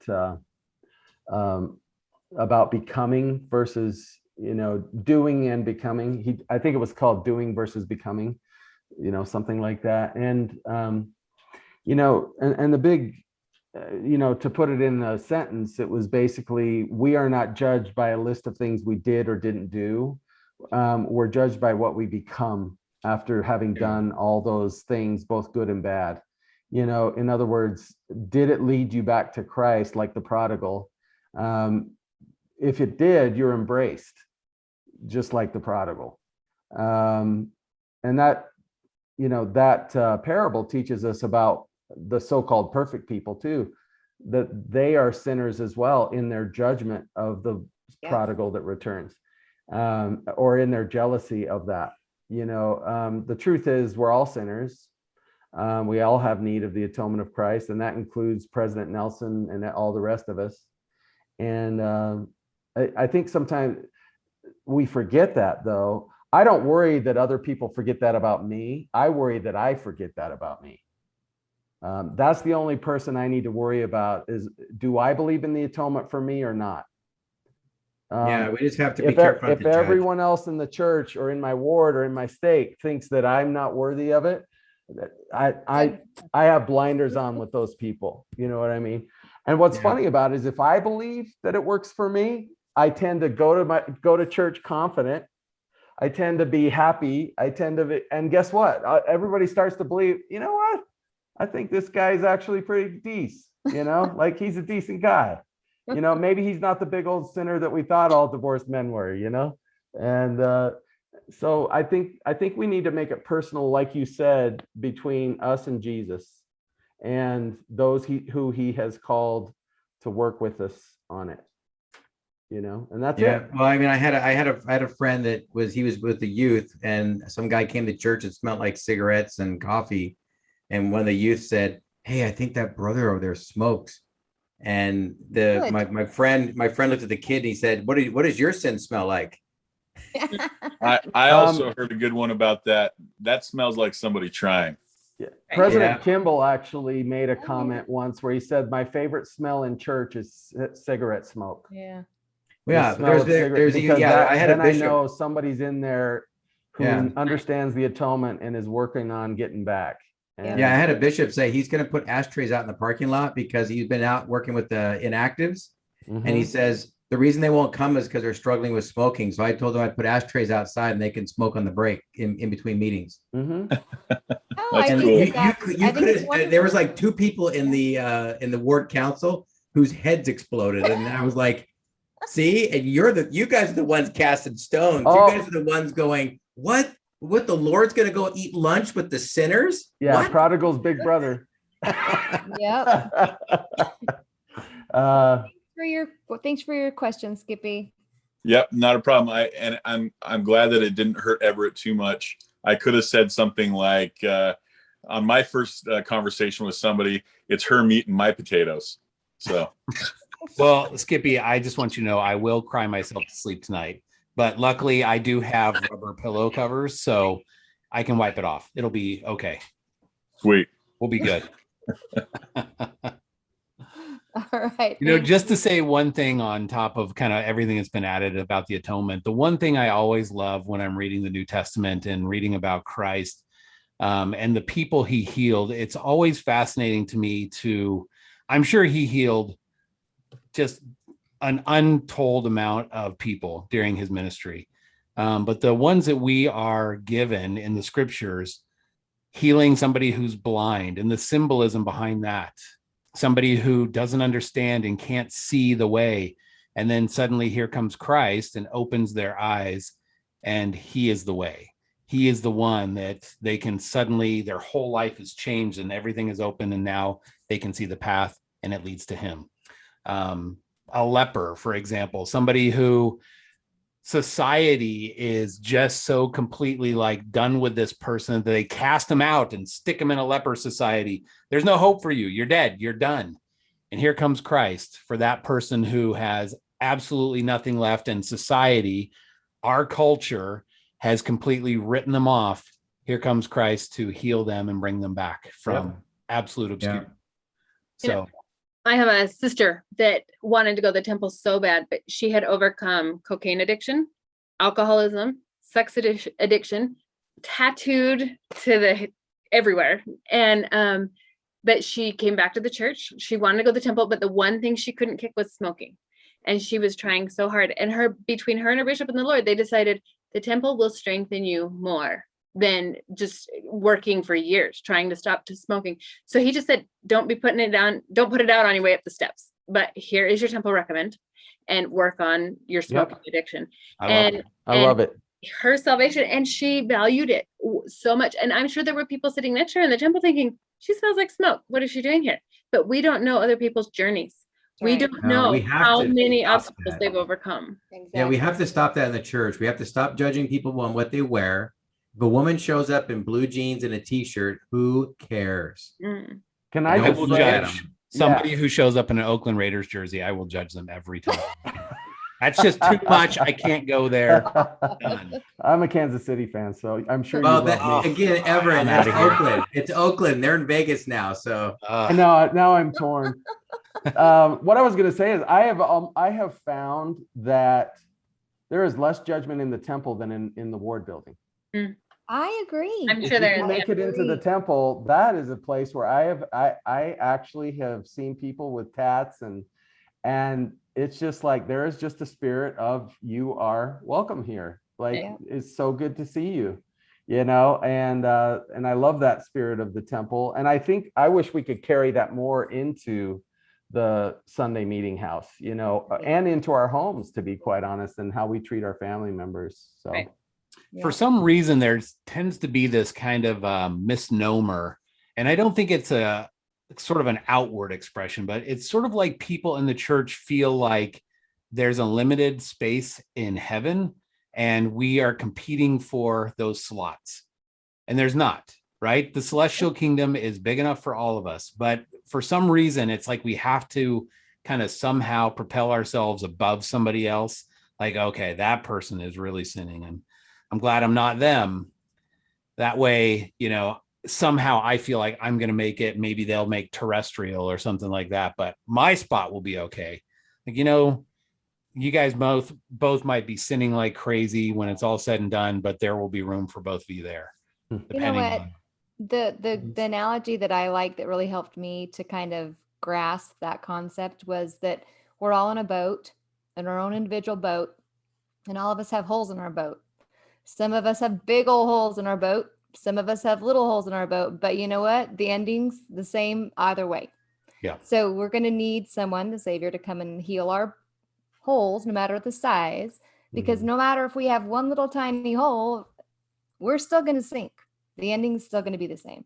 Yeah. And so we just need to worry about our own holes and not anyone else's and call it good. Well, but real quick, ahead. Hugh had his hand raised and he put it down. I just want to make sure if you do want to ask that question, Hugh, or comment, just raise that back up again. I just don't want you to feel like we missed you. So If you're interested, just raise your hand again. All right, go ahead. Who was that, Corey? I was just going to say, it's interesting because if you have a huge hole in your boat and you rely on Christ to help you seal that hole, you're better off than the person with the tiny hole that doesn't call on Christ to help them with the hole. They just sink slower, but in the end, they will sink. They're going to be, even though your hole was bigger. And I have found recently, I think, and this is going to sound ironic. I mean, I try to study my scriptures and stuff like that, but I got to tell you, probably my biggest spiritual boost lately has been The Chosen. I'm telling you right now, to me, the Spirit bears witness to me that they are capturing the spirit of Christ and his disciples.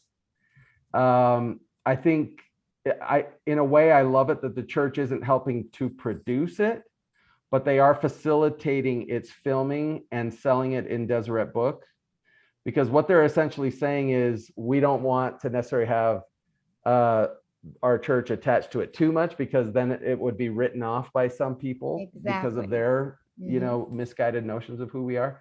But man, I am telling you, every episode I just feel like the Spirit just reaches in, grabs my heart, and just squeezes it a little, and I'm just like, and so whenever it brings up something like the leper being healed, it immediately triggers something for me now, or the man at the well of Bethesda, or all of the disciples had their own struggles, and all of the apostles, and to see them healed by him, and yet have him say things like, "Hey, you look spiffy," I mean, it's just, of course he would have said that if you got a new tunic. Yeah. Oh, that looks great.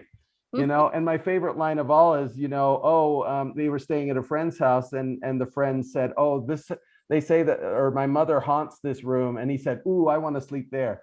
So to have that sense of humor, but also have those eyes look and penetrate into a man that has been crippled for 25 years and can't get into the pool in time to save himself, to heal himself, and then just ask him, "Do you want to be healed?"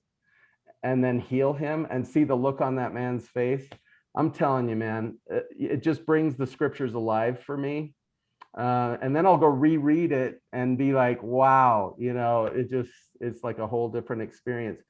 People, we all need, especially on a topic like this, we all need to be more gentle and loving and kind and sweet, and have a better sense of humor and lighten the heck up.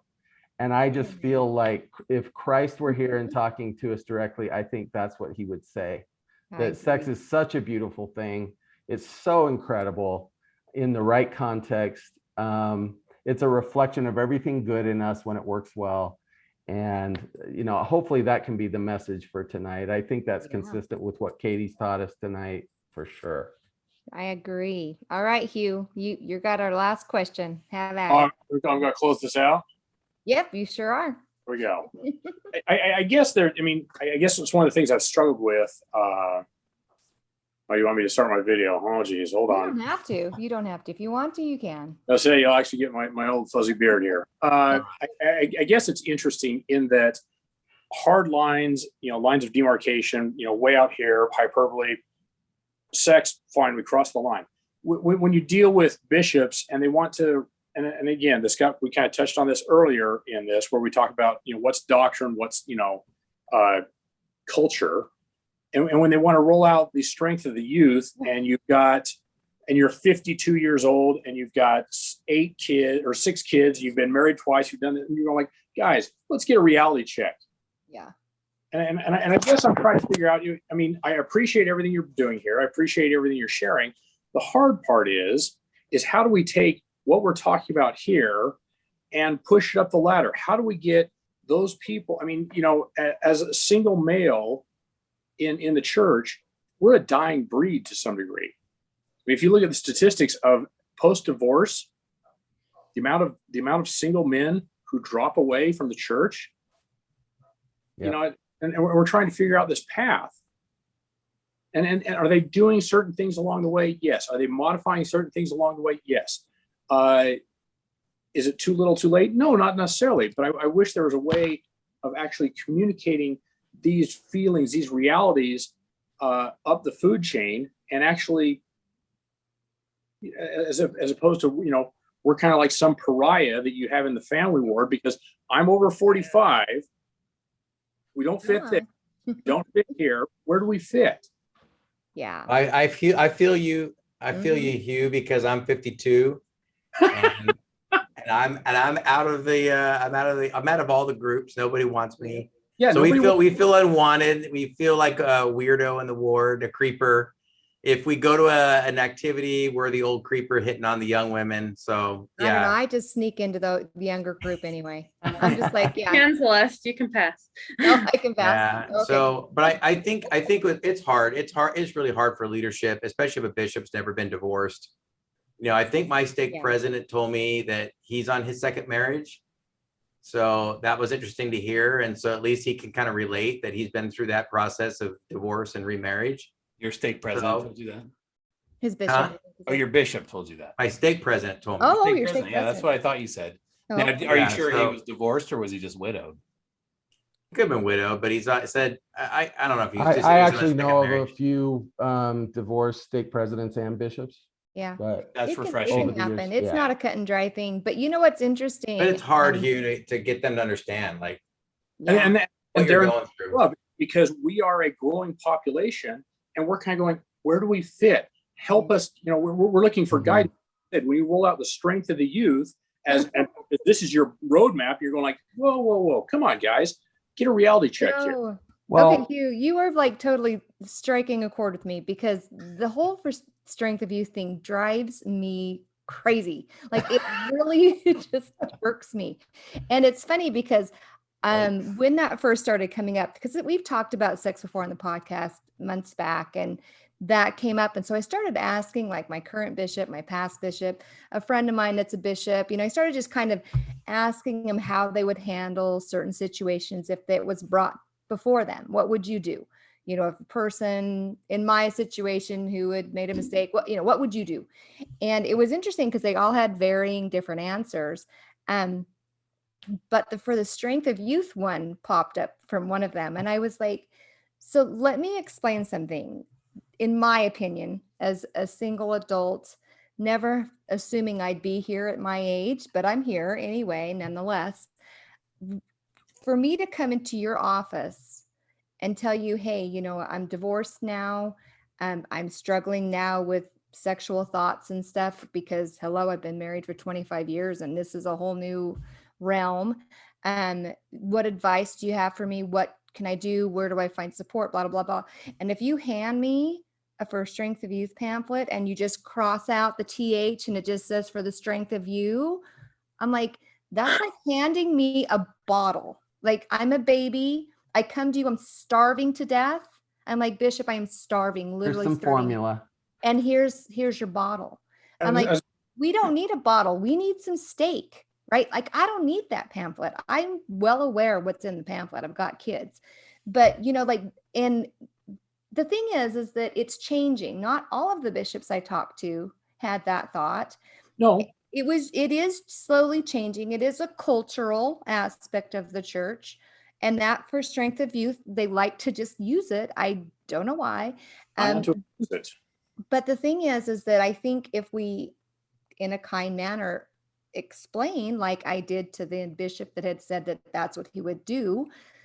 If you explain, hey, if you do that, you having never been a single in the LDS church and never would have known how it would feel to be handed something like that, just understand that this is how it feels on that end when you hand this to me. And I think it'll help at least change the culture, because it's a culture. It's not coming from the prophet that when They don't know the what to singles do. pop into their bishop, Yeah, their thing, they're actually super uncomfortable. That's why he gave you the Yeah. pamphlet. He's like, I don't know how to handle you, Hugh, but Yeah. here's the pamphlet. Yes. Like, give me some meat. I'm a carnivore now. Like, I've been married for 25 years. I'm a don't- vampire now. Like I need blood. Tell me what to do. Green knuckle dragger. This guy, come on, guys. It's When like my this bishop, happened when magically. my bishop did that, I just thanked him and handed it back. Yeah. Oh, And that's right. And that's good. That's fine. I think that's a good way to I handle just said, hey, to me, this represents your concern for me and stuff. Just, no, I mean, I've been a youth leader for 10 years and, like whatever. And in a bishopric, like, I know it, I'm going to need something a little more sophisticated than that. And, but I'll go search that out. I'll go find what I need. I say, I guess, Oh, go ahead. sorry, I was going to say No. that. I mean, that's one of the hard things. When you go and search those things out, there really is not. I mean, you can turn inside and find out where your internal compass is, but asking guidance beyond that, there's nothing into, as far as I know, there's nothing in the bishop's handbook. There's nothing this. It's like it's drop 10 and punt. Yeah, I think that they've changed some of it lately. They've limited the amount of questions people can ask or certain questions they can ask. I know they're changing it to be a little more Less comfortable intrusive. for us, less intrusive. And so that's a benefit. I luckily lucked out with like I said, my bishop just sat me down and was like, okay, we're going to have a sex talk. And he's just like, you need to tell me where you're at. You're going to be one of 3 members. You can be, I have a recommend, I want to keep it. I have a recommend, I'm not sure if I'm going to keep it, or I have a recommend and I don't plan on keeping it. He's like, just tell me which one you're going to be on, which route, and then I can help you from there. Because he's like, I know you're an adult. It's hard. And I know that this is probably going to be one of your biggest challenges, is to say sexually not active post-divorce. So it just depends on the bishop. But the thing is they're all imperfect and they're all trying their best. So we kind of have to try to support them. I mean, the lay clergy, I get that. I mean, when you guys talked a lot about shaming and stuff, that's one of the things that, having dealt with a counselor, having worked through a lot of this, that's one of the things I truly wish that they could instill in some of these people a whole lot more. The difference between guilt and shaming. I mean, the difference between you've done bad and you are bad. Exactly. I think it goes back to what John was saying earlier, Hugh, that if you come to terms with where you're at with the Lord, and you and the Lord feel like you're on the same page with what your capacity is, it doesn't matter what anybody else thinks, including your bishop, because it's between you and the Lord.